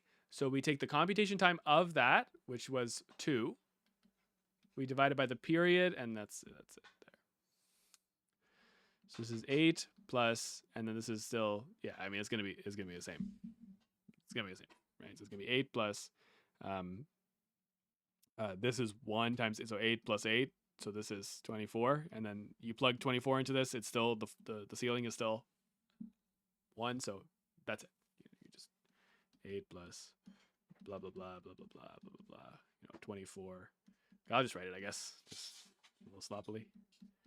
40 times 8. It's still 24. So we're done. And then our Z finally is going to be, so now we take, how about I bring this table down so I'm not scrolling up and down? Yeah. Does this meet the deadline? Because I'm supposed to compare it now with the we period. stop here? Deadline, right? Oh, okay. Right, yeah, because that's the whole point. 24 exceeds 14. So do we stop here? Or do we keep going? Yeah. What does it say? Verify if all the tasks would meet their deadline. So like, no. No, but like I feel like I would check the last one because again, I feel like he might take a mark off if you don't check the last one or something like that. Fair enough. I think this formula has a mistake though. I swear it should be in the ceiling value. It should be CI, and CJ should be like what you're multiplying it by. Okay, let's see. Let's look at an example here. Let's see. It's possible. It's possible. And it is. Isn't it theoretically like, if we were to have a failure using like RMS, aren't we supposed to have it only the last one? The lowest priority task should fail. Well, or the lowest priority and second lowest priority both fail, right? That's also possible. But like definitely, if there is one, the lowest priority task is the one that failed. Is one of the ones that failed. Yeah, I think you're right. So this is wrong. So let's do this again, because the numbers. Let's do it properly with the right numbers. Because I think I got the formula wrong. This is gonna be the thing that gets me tomorrow. You take the computation time of the task that you're looking at, then over the sum over all the higher priority tasks, J, you look at the computation time of, you multiply by the computation time of J. 3 and 1. Yeah. You look at the computation time of J, and here you put your own computation time. So for low, it was 10 and 10. Yeah, so you put your own computation time there. And then underneath there, you look at the period of J. The period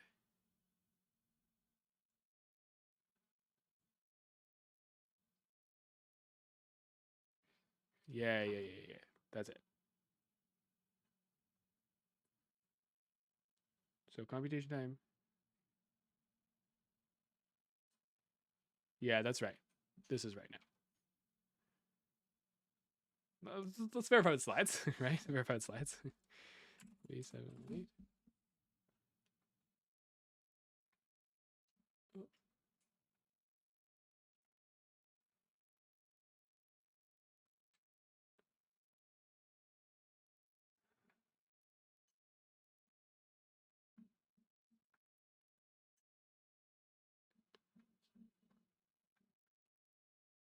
Here, this is it.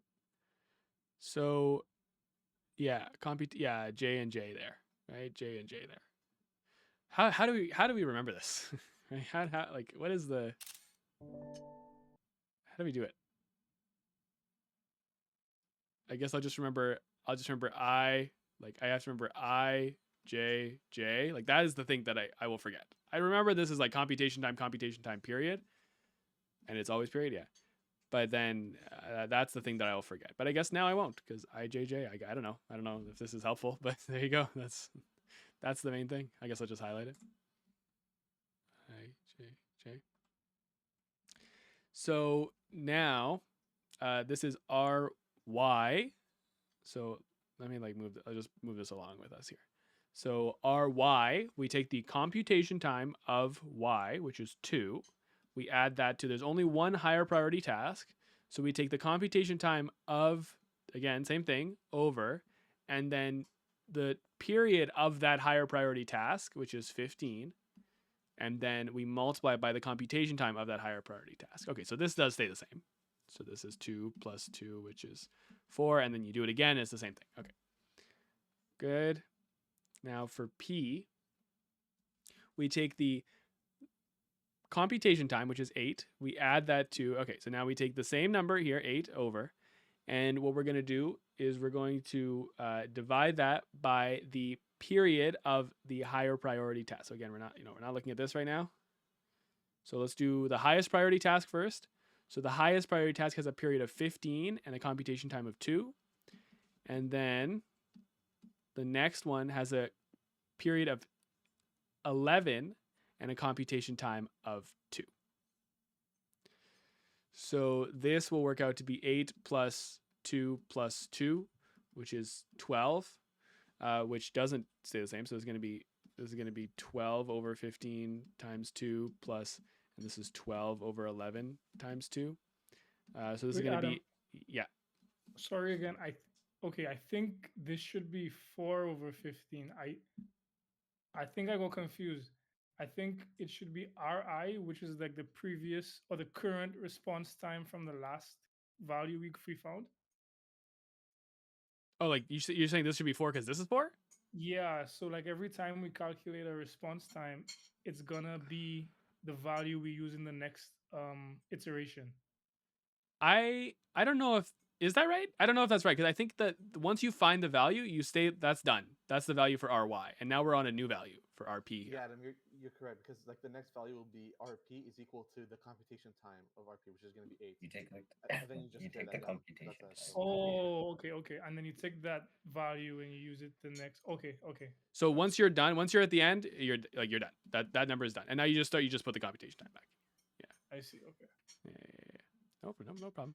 Okay, so this is times 2. 1 times 2, and this is actually 4 here. So this is going to be 14, and now it'll stay the same. Yeah, now it'll stay the same. So okay, so do it again, and you still get 14. So that's all. Okay, so that's good. And does that meet the deadline? Yeah, it does meet it because 14 is right there. Does it need to be less than the deadline, or does it be? No, I think it can meet the deadline. It's fine. Yeah. I think it can meet the deadline. It's fine. So now from here, RZ, we have the same thing. We want to we start with the computation time of RZ of Z, which is 4, and then we add that. We're going to have 3 of these, right? So it's all going to have 4s on the top. This first round. Plus 4 on the top. Okay, now for the highest priority task, this has a period of 15 and a computation time of 2. Next one, next highest, has a period of 11 and a computation time of 2. And the next one has which is P, task P, has a period of 40 and a computation time of 8. So then you just compute this, and it's going to be 4 plus 2 plus 2 plus 8, right, which is 16. Okay, and then you got to do it again because it's going to keep changing, right? So there's going to be 16 over 15 times 2 plus 16 over 11 times 2 plus 16 over 40 times 8. So it's going to be 4 plus, and now this is going to be 4 plus 4 plus 8, which is going to be 16, so 20. And that time it'll stay the same. that time it'll stay the same, right? Because it's going to be 20 over 15, which is the same ceiling value as 16 over 15. And then same thing here, and then same thing here. Yeah. So that's good. That's it. So, you know, again, ... 20. Okay, and it does pass. I mean, it is schedulable. So why don't we do like the DMS or whatever, deadline monotonic? What is the schedulability test for it? It's the same thing. Isn't that what we just did? Yeah. But there's like yeah. So it's like that's for EDF. That's for EDF. Yeah. So like it would be like the same thing for like RMS. So it would be like n times 2 to the power of something, I think. Like Yeah. So you do like n. So it's n2 to the 1 over n minus 1. N is 4, so this is 4 times 2 to the 1 over 4 minus 1. So this is 4 times 2 to the 2 to the 1 over 4 minus 1 is 0.757. So like 75.7%. And so now we can just do that. So it's use the deadline, right? That's what it is. So it's 2 over 8 plus 2 over 11 plus 4 over. You would still use like the period. So when do you use the deadline?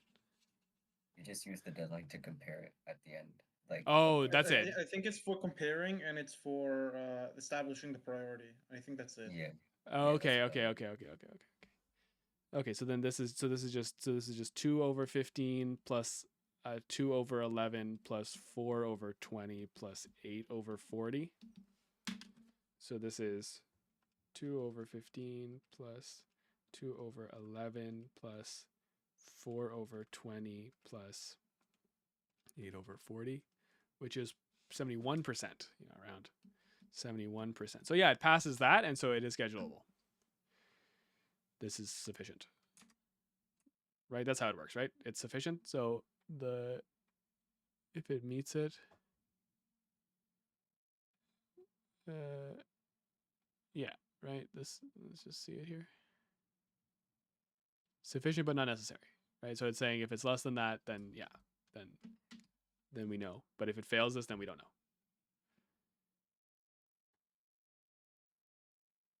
Right? Is that what was saying? That's what it's saying. That's what I understood. Yeah, that if it passes the test, then we know it's schedulable, and if it fails the test, we don't know anything. Yeah, that's what sufficient and not necessary means. So there you go. Okay, there's that. Wait, Adam, could you go back to the first question that we did? Yeah. Yeah, part B. Mm-hmm. Yeah, so you're just gonna assume that are they being blocked? These two, like task 2 and task 3? I guess so. That's what I would do on the test. I guess I would say these are blocked. They're gonna be only blocked from like 10 to 13, right? They can't fail us all. Yeah, right. Whenever there's like a lower priority task running, when the higher priority task should quote unquote be running, then I'll just make them blocked, like a tower of blocks from there. Okay, so when you're switching the priorities, that's when you do the block for everything. Yeah, I guess so. Yeah. When I'm elevating another priority, I guess so. Okay, someone had a question in there? Yeah.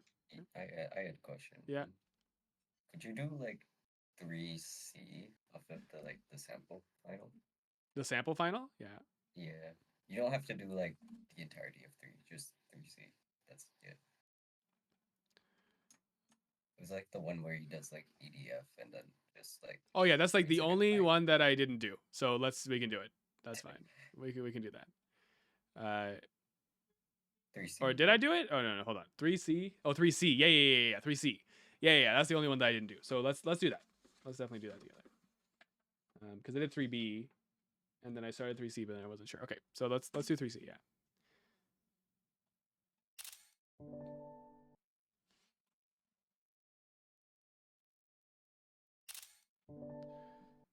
So, and someone else have a question in there too, or someone else said something, but no? Okay, well.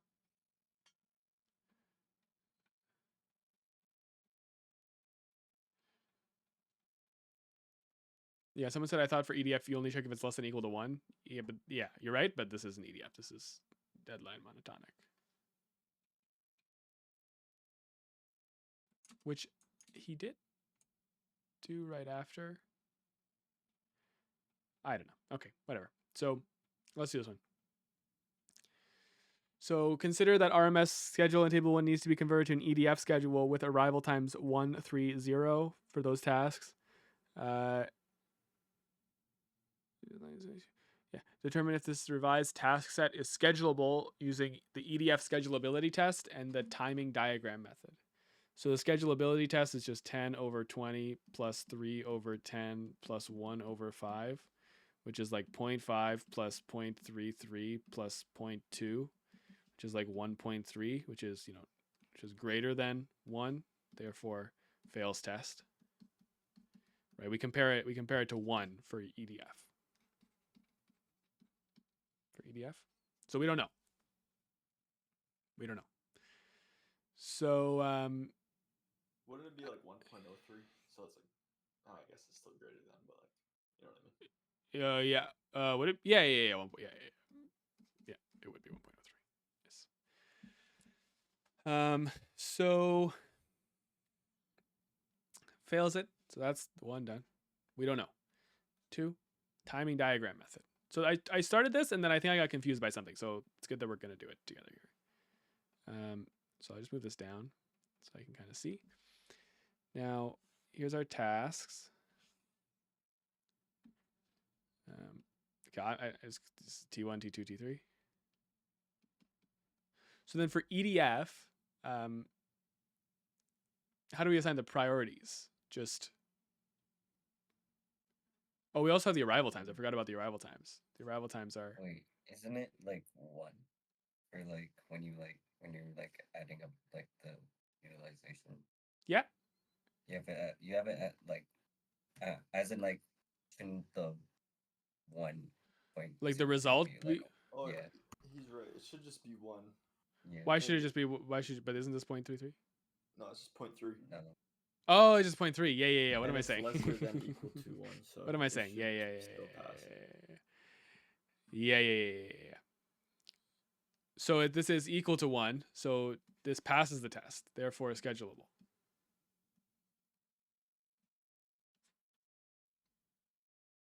Yeah. I don't know why I said that was 0.33, but anyways. So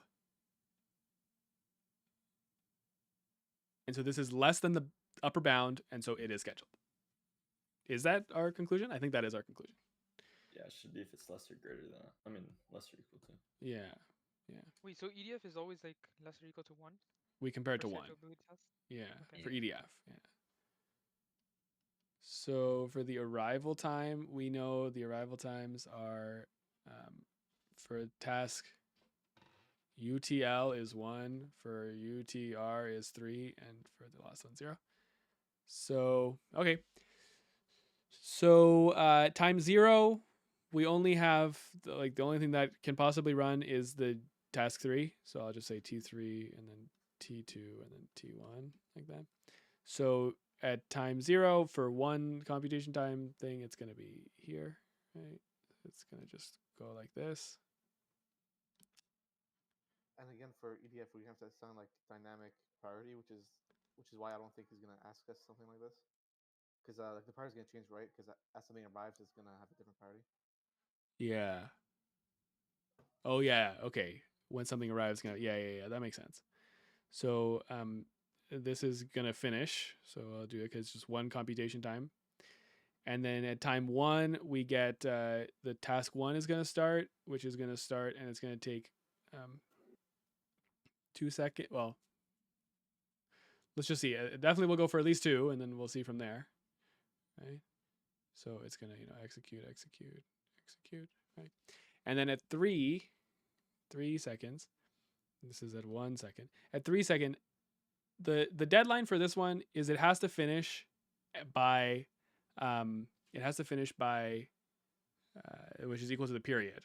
So that means it has to finish by 21, I guess, is where it has to finish by. So we should probably write that in or something like that, right? So 3, 5, 10, 15. Oh, did I count that wrong? I did.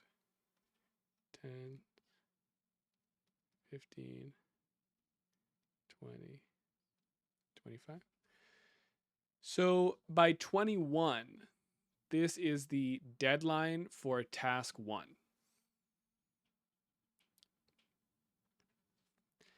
So that's how far that is. And then now at T2, right? T2 for T2 at time 3, that's when it's starting, which means at 13, that is the deadline for task 2. Okay, so we see that the nearest deadline is clearly the one for task 2.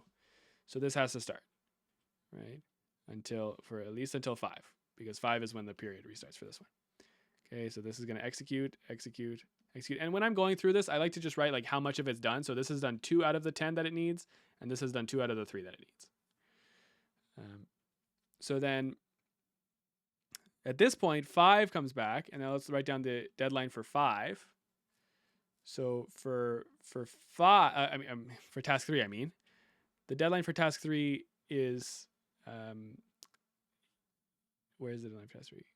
Deadline for task 3 is no. At 5 it doesn't come back. Sorry, at 6 it comes back. Computation time 1. Oh no, at 5 it comes back. Yeah. 5 it comes back. Deadline's at 10, so that's still the closest one, right? This is the deadline.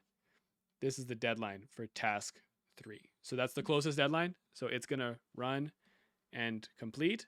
Still the closest deadline. We go back to this one is this, right? Execute here. It's gonna finish. So that's 3 out of 3 done for that one. And still the closest deadline is, the only thing left is that one, right? So then here it's gonna start again until 10, because 10 things are gonna come back, right? So this is gonna be 5 out of 10, like that. Whatever. If anyone thinks I'm doing something wrong, please tell me. I'm not super sure, but yeah. So now it's not done yet though, right? So at 10, this is going to come back, right? So the deadline for T3, for task 3 is here now, right? It's moved here. It's at this deadline. So it's going to come back. It's going to go for 1 clock like that. Then the deadline for task 2 is already met, right? So, but task 2 is going to come back at what time? Well, it started at 3 and has a period of 10. So at 13, it's going to come back here, right? So I guess while we're waiting, this can just continue going for two more here like this. So this is going to be E for this, and now it's 7 out of 10 done. But at this moment, the task 2 is going to come back because it's a 13. Right? And task 2, its deadline is now, hold on, yeah, where is its deadline? So its deadline is at 23. That's its deadline. Okay, it's going to come back at 13, has a period of 10. So it actually still has we finished this, right? We completed this one. So this still has the closest deadline. So it's just going to finish now.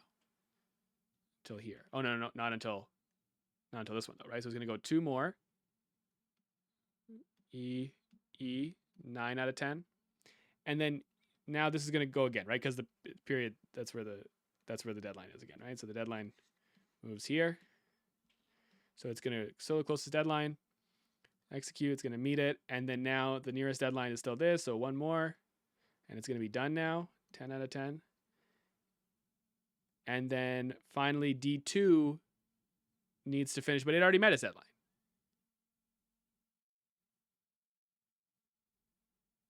No, hold on. I forgot to make it go. What am I saying? Oh yeah, no. And then now, it needs to be its deadline. So it goes 3. There you go. It goes 3. E. There you go. So within the first 5 seconds, every 5 seconds, task 3 has to activate fully. Great. Every 10 seconds, task 2 has to go fully. Great. We did that. 10 seconds here. And every 20 seconds, task 1 has to activate fully. That's a full 10, right? So 1, 2, 3, 4. Correct.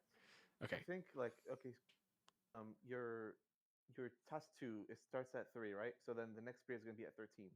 Yeah. So, yeah, why is task 1 executing first? At 13, right? Or at 13 here, yeah. Yeah. So task 2 should should start up again, no? But where's his deadline? His deadline's now at 23, right? The deadline's at 23 for test 2. It starts at 3, but its period is 10, right? Yeah. So the deadline's at 13, and then it goes to 23. Yeah. But it's done already, right? It's done. It's done here. Like at this point, it's like at this it's point, the it's first done. one's done, right? Yeah, yeah. yeah. It starts up again, like right here. So it should start. So that's where. But the deadline of T1 is 21. The deadline of 21 is the deadline of T1 is 21.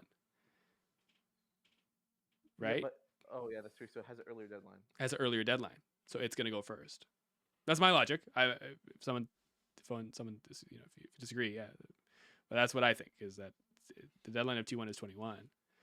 So it's gonna go first. It's gonna finish the 3. Well, this one stops for a second, and then this will now finish because it's the last task there. I see. Yeah, yeah, that makes sense. So it's not like I was getting confused doing it, and I even have these colors. I think this is the main thing. This is the main thing here. I saw a good video. Where did I put it? Put it in my notes here somewhere. I'll find it. I don't know. Let me find it and put it in the chat here. I found a good video of someone doing this, and they were moving the these things around, and that was the main thing that was helpful, like to keep track of what's going on here. I'm sorry, but could we do this question again or go a bit slower? Sure. I sent the way I did it in the 718 chat. I mixed up the arrival time, so it's wrong in that sense. But like, if you want to look how I did it artistically. Artistically, let's see what the artistically is. So, I don't know. I felt like it was easier to kind of keep track. I did it wrong. Like this is wrong. But right, because of the arrival time. It's just easier. Yeah, it's just easier. I feel like it's easier to keep track like this. Yeah. So did you watch the same video that I watched? Did you watch a YouTube video of a guy that did it? Yeah. Right, because he did it this exact like this guy. Like yeah. Oh, so this guy. Yeah. Yeah. So he explained it really well. So here, I'll put this in the chat there, and that makes sense, right? So it's good to kind of like play it out first, like first have these lines like that. Yeah, we should do it like that, and then draw this underneath it. Yeah, but one thing I didn't do, I didn't realize that depending on where the task starts, you also have to like adjust the period accordingly. I thought like the whole timeline is just 20. Whatever, 20 I know what you mean. Yeah, and so that was something that I was not sure about when I was trying to do this on my own. I was like, yeah, is the deadline the arrival time plus the period? Yeah, because even in that video, he doesn't like adjust. There's no arrival, but because in that one, there's no arrival times, right? There's no arrival time. Yeah, you're right. So yeah, I don't know, to be honest. I don't know. This is what I think we should do. Let's see if the slides have a version of it. Though. I think that makes sense. I think you just assume that the period is deadline because he doesn't give one, right? The period is deadline. I agree, but see, like here, the period wasn't the deadline exactly, right? It was the period plus the arrival time was the deadline, right? So like at 21 seconds, D1 at task 1 was due. Even though technically you are still finishing within like the 20 unit period. Yeah, exactly, but. That kind of makes it seem like we shouldn't be adding it if it finished in the 20. But yeah. This I am unsure about. I am unsure if we do add the arrival times or not. Wait, the reason why there's like blank spaces in between is like it's because of like the priority, right? Or is it like because of like the company? Like what blank spaces? Like these blank spaces? Yeah, like. Yeah. Well, I mean, it's just based off of whoever has the earliest deadline. At this moment, whoever has the earliest deadline is the one that's going to be running. At any moment, it's whoever has the earliest deadline. Right. Okay. So that's what the blank spaces are. So the priorities don't matter for this question? Right. That's also something to consider. I did not include the priorities at all here. Right. But yeah, in this guy's video, I mean, I don't think he did the priorities either. Priorities just constantly change. Mute it. Yeah, this guy did not consider it. It's like it's dynamic, right?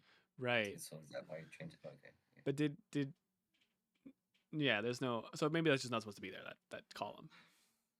Just to throw me off, I guess. I don't know. Yeah, I don't know. So okay, so previous question, right? Well, yeah, yeah, right. The previous one needed it. So the thing that we have to answer is the deadline like for this one 20 at time 21? So let's try to Google it. I mean, I'm like 90% sure that that's the case, right? Right. It doesn't make sense for the deadline to trigger before the full period went off, right? If it started late, right? So I don't think. But can the processes be preempted like this? I don't know. Yeah, EDF is preemptive.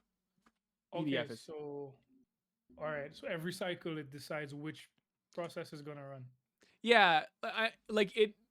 It only has to decide that whenever a task finishes, because, oh yeah, but preempt, yeah.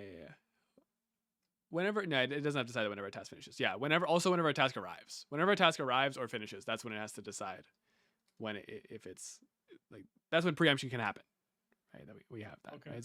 So here,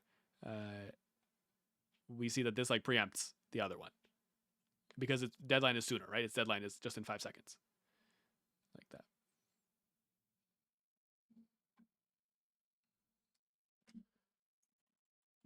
What do the black dots at the bottom right corner mean? It just means like within its period, it finished already. So like this means like there's nothing else you have to do for this group of 3. That's like the group of 3 is done. This group of 3 is done. This group of 3 is done. And within this 10-second period, the group of 3 is done. This group of 1 is done within this 5-second period. It just means that like it reached the deadline. It successfully completed all computation units and it met the deadline. Okay. Yeah. So I don't know. I can't find a straight answer online about this. But I also think that this makes the most sense. That the period, the deadline should be 21 seconds for this one.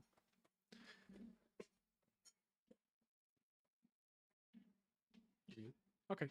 Well, there's that. The reason you stop at like 20 is because like that's like the LCM, right? Of like the periods or whatever. Or like now that's the thing, right? Because the LCM, because this isn't like, I know what you mean. Like, yeah, I guess so. But it's also just kind of like it all worked out at this time, right? Because then it all worked out. Okay. Because the arrival time kind of screws that up. The arrival times, it makes it so that it doesn't, not everybody's starting at 0 now. So the period end marks are going to be messed up. So we don't actually know if we're going to get all of it in 20, right? Because like if T2, let's say T2 had one more computation unit, okay, maybe something over here is going to get moved over, some stuff's going to get moved over, but I mean, probably we'll still meet the deadline. So because we still have some wiggle room here, right? For T2. So we don't necessarily know we'll finish in 20 seconds like that. Okay. So you just like, I guess, do it until they've all completed. Yeah, until they've all completed. At least once. Okay. Still on like question 1, like part B, like right now my feeling is kind of like, is there even like if you go back to question like the first question that we did at the start here, yeah, this one, yeah, like in part B, like is there even technically any blocking at all? Because technically the priority is always going up. I don't know. Like that's where my head is at, and I don't know how to like reconcile that. Like, I know what you mean. Yeah, the priority is always going up. There's no blocking ever because you're always elevating priority, right? I know what you mean. Let's look. But if we look here, right? He draws the blocking, right? So, but yeah. But the priority is being elevated. So is there any blocking at all? Yeah. A process is waiting for a lower priority process. The process is to be blocked. So is this okay, someone right at the start mentioned, does the priority go to the priority of the highest thing or the highest priority plus 1? Like you add 1 to the priority. That's I heard that somewhere, but I think I heard that in a YouTube video, but I don't think he mentioned it in the lecture. Yeah, I don't think he mentioned it in the lecture either. Wait, why does it matter if it's priority plus 1 or the same priority? Because if it's to make sure that it runs first, right? So right. Like, if you have like for example 2 tasks at like priority 1, you want to make sure that you want to get rid of the meat text first, and then you can go back to like the other high priority tasks. Can't you put them on the same, like if they're on the same priority and one is blocked, it would go to the one that's not blocked? Yeah, both should work. I just think but it's just like the definition of blocked here, right? It says it's lower priority process. It's waiting for a lower. It's waiting for a lower priority process. I don't think +1 makes sense, because what if you're at the highest priority of the system? Then just makes it so that you're still at the highest. That one before you run the highest priority one, right? Which you have to, right? Because there's a meat text. Yeah. Which you have to get rid of first.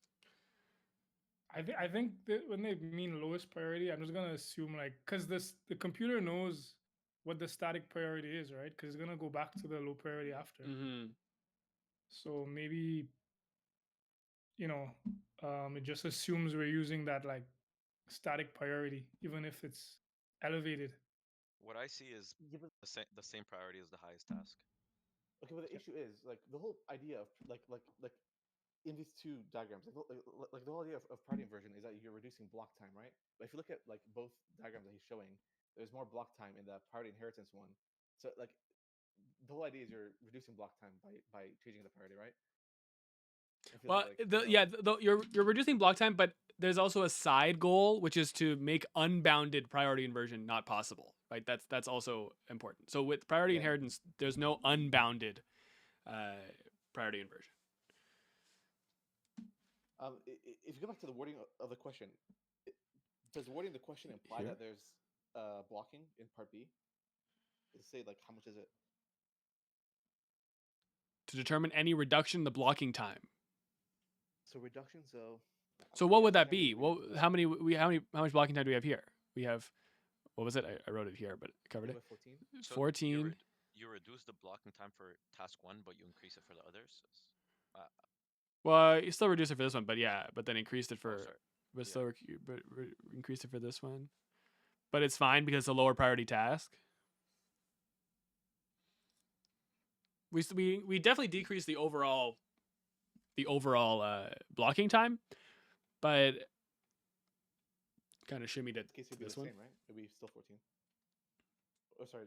Yeah. No, this one's this would be 11, right? This would be 11.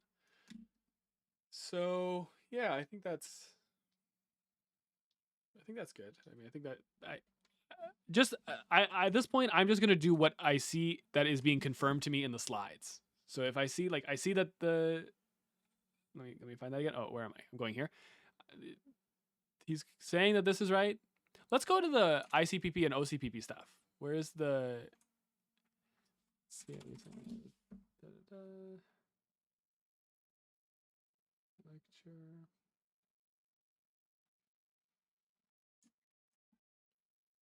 So this is like at the bottom, I think. So yeah, here it's also that. An ICPP is this.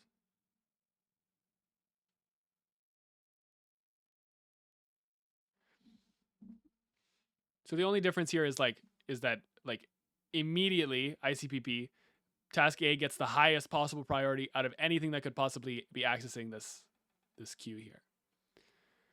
So it does not get preempted by these 2. It just gets finished. But here, the priority still stays the same until something of high priority tries to access it. Then its priority gets raised. It uses it.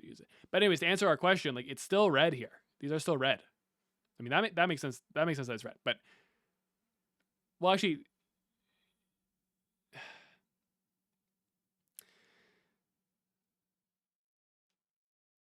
yeah.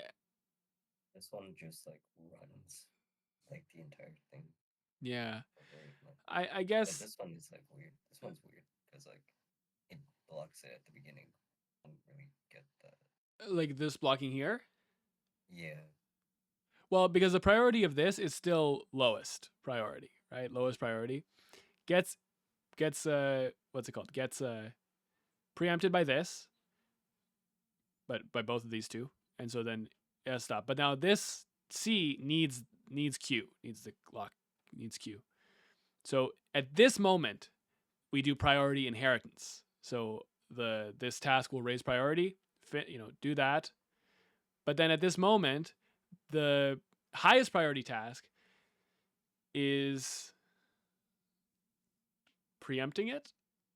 That's kind of not what I expected. Whenever a lower priority thing is using the resource, you just automatically call it blocked. Because yeah.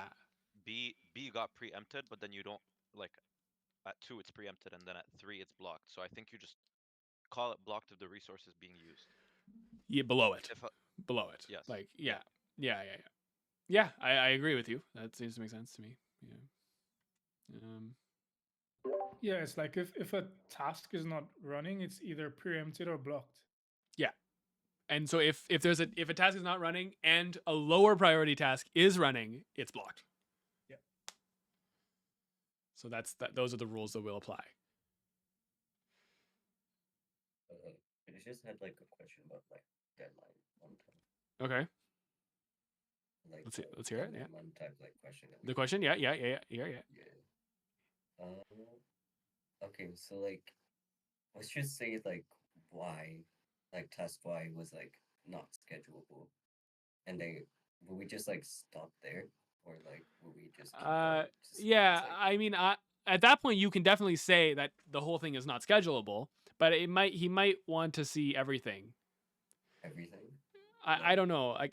Like he's a picky marker, so he says verify if all the tasks would meet their deadline. So I don't know if that means that it's fine to stop there or not. I would just do all of them, just in case he wants to see it.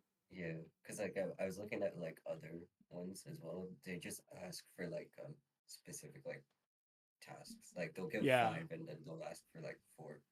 So like I was just. I get it. Yeah. So there's that. Yo, I got a question. Yeah. For the first question, like the one with the priority inheritance. Yeah. Yes. Okay, so like I have a question about like, as you can see from, there's a point when T4 has access to M, so it's now blocking T2 and T1, but T2 also has access to N, so it's blocking T1, right? So you can see that after it's done with N, T1 now runs because like it has access to N, but even though T2 still needs M at some point, and then if you see where M has finished, like for T4, after it has released M, T2 and T1 both need M, right? I was wondering like, how does it know which one to pick first? Because T2 requests M first, but T1 has a higher priority. Yeah, so it's just a priority thing. It's just a priority thing then. Like it's just based off of that. It's just based off of that. So like they both need M, but it's the higher priority task that's gonna unlock it. Like that. Okay. That's okay, gonna thank you. unlock it. Yeah, no problem. Okay, so there's that. So hopefully this stuff is right. I mean, it seems to be making sense. And then another thing that I was going to consider, this algorithm, doing it like this is the same for RMS and deadline monotonic. It's the same. Yeah, because it's like fixed priority, I think. Right. So for fixed priority scheduling, it's like this. For non-fixed priority scheduling, which is EDF, then it's going to be, you can't do this. You just need to draw it. And then you do that. Or, at least I don't know there's. Right.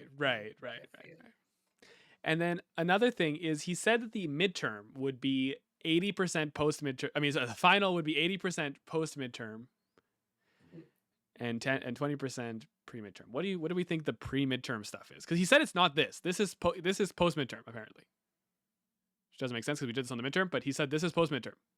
Yeah, because we learned like deadline monotonic like after. I guess so. What would the pre midterm stuff be? definition stuff. Like, say for example, asking like, well, what's the difference between like FPS and dynamic, or is that counted as post midterm? No, it might be that. I just hope it's not like those questions that. Yeah, I mean, because I did not do well on the questions on the midterm that were like, what are the features that are used in this design, like in this CPU for this specific task. Because he looks for like certain like words. Right, like I did not do well on those questions. So yeah, so it's just like a pure memorization like thing. But I don't even know what to memorize. Like what I guess just make up questions that he might ask and just think about those answers. I guess. Yeah, just gotta pray. Yeah, I guess. Yeah. Right. I guess that's what I'm gonna be doing. But yeah. I think like fault tolerance is gonna be more clearly, but I don't know. Yeah, fault tolerance stuff. That's true. I have been writing flashcards for a certain thing, so I'll put that in my notes, like on my website. I'll put that in my notes there. It's also just like on my Quizlet if you can just search my name on Quizlet. But I haven't fully finished those, but I'll definitely finish those tonight. What is else like for the fault tolerance? Like he showed that what's it called MTR or something? What was it? Multiple like say for example ands like they have to agree on something for it to be like the actual input or something. Oh, like the fault, yeah, like the triple modular redundancy thing. Yeah. TMR, yeah. If other than that, like, is there? Right. Is there anything else from that section? Yeah, because I don't. These are my notes. Let's see. Oh, yeah. This stuff. Yeah. Because that was on the sample. Because that was on the sample, right? That was on the sample. So I mean, I don't know if that's gonna be there, but that was on the sample where it's like the series is you just multiply the reliabilities, and then for parallel you just like weird inverse probability thing, but it's just that. And then TMR, and then I just wrote some stuff here about like software fault tolerance and then fault recovery and stuff like that. But this is, I don't know, like he might ask this as a multiple choice or something. I'm not sure. I get a theory question, yeah, like short answer theory, yeah. Yeah. And how about I think on the previous slide, I think in co-design he does solo edge detection. I haven't seen this anywhere else. Yeah, no, that was just an example. I think that was just an example. That's all. I'm getting some sound effects here from. Is that from Discord that I'm getting the sound effects? Yeah, it's a Discord thing. Okay. All right. But yeah, so the Sobel edge detection, I think that was just an example for him to do the whole DAG thing, right? The what's it called? The question we did here. This one.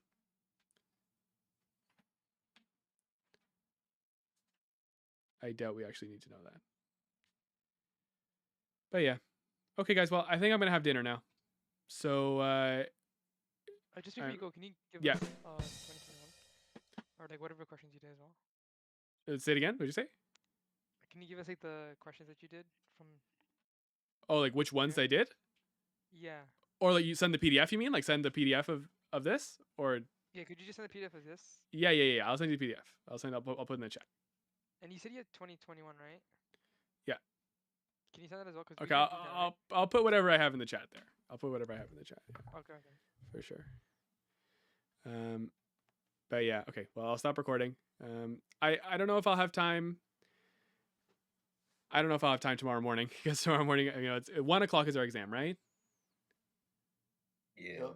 Did you ever like post like the seating for it? Oh, I don't think so. No, where is our exam? It's different. It's 3 different rooms, I think, in South. Oh, okay. Do you know which like sections are in which like room? No, but you can check on RAMs. Yeah, you can check on the schedule, right? You can see your schedule there, yeah. Okay, guys. Well, I mean, if you have any more questions, I'll be in the chat this evening, but I don't know if I have more time to do like actually sitting down like this. So, good luck, everybody. Thanks so much for joining. It was nice to work with everybody here and very productive, I think. I think we did some good studying. Thank you and good luck. Yeah, good luck.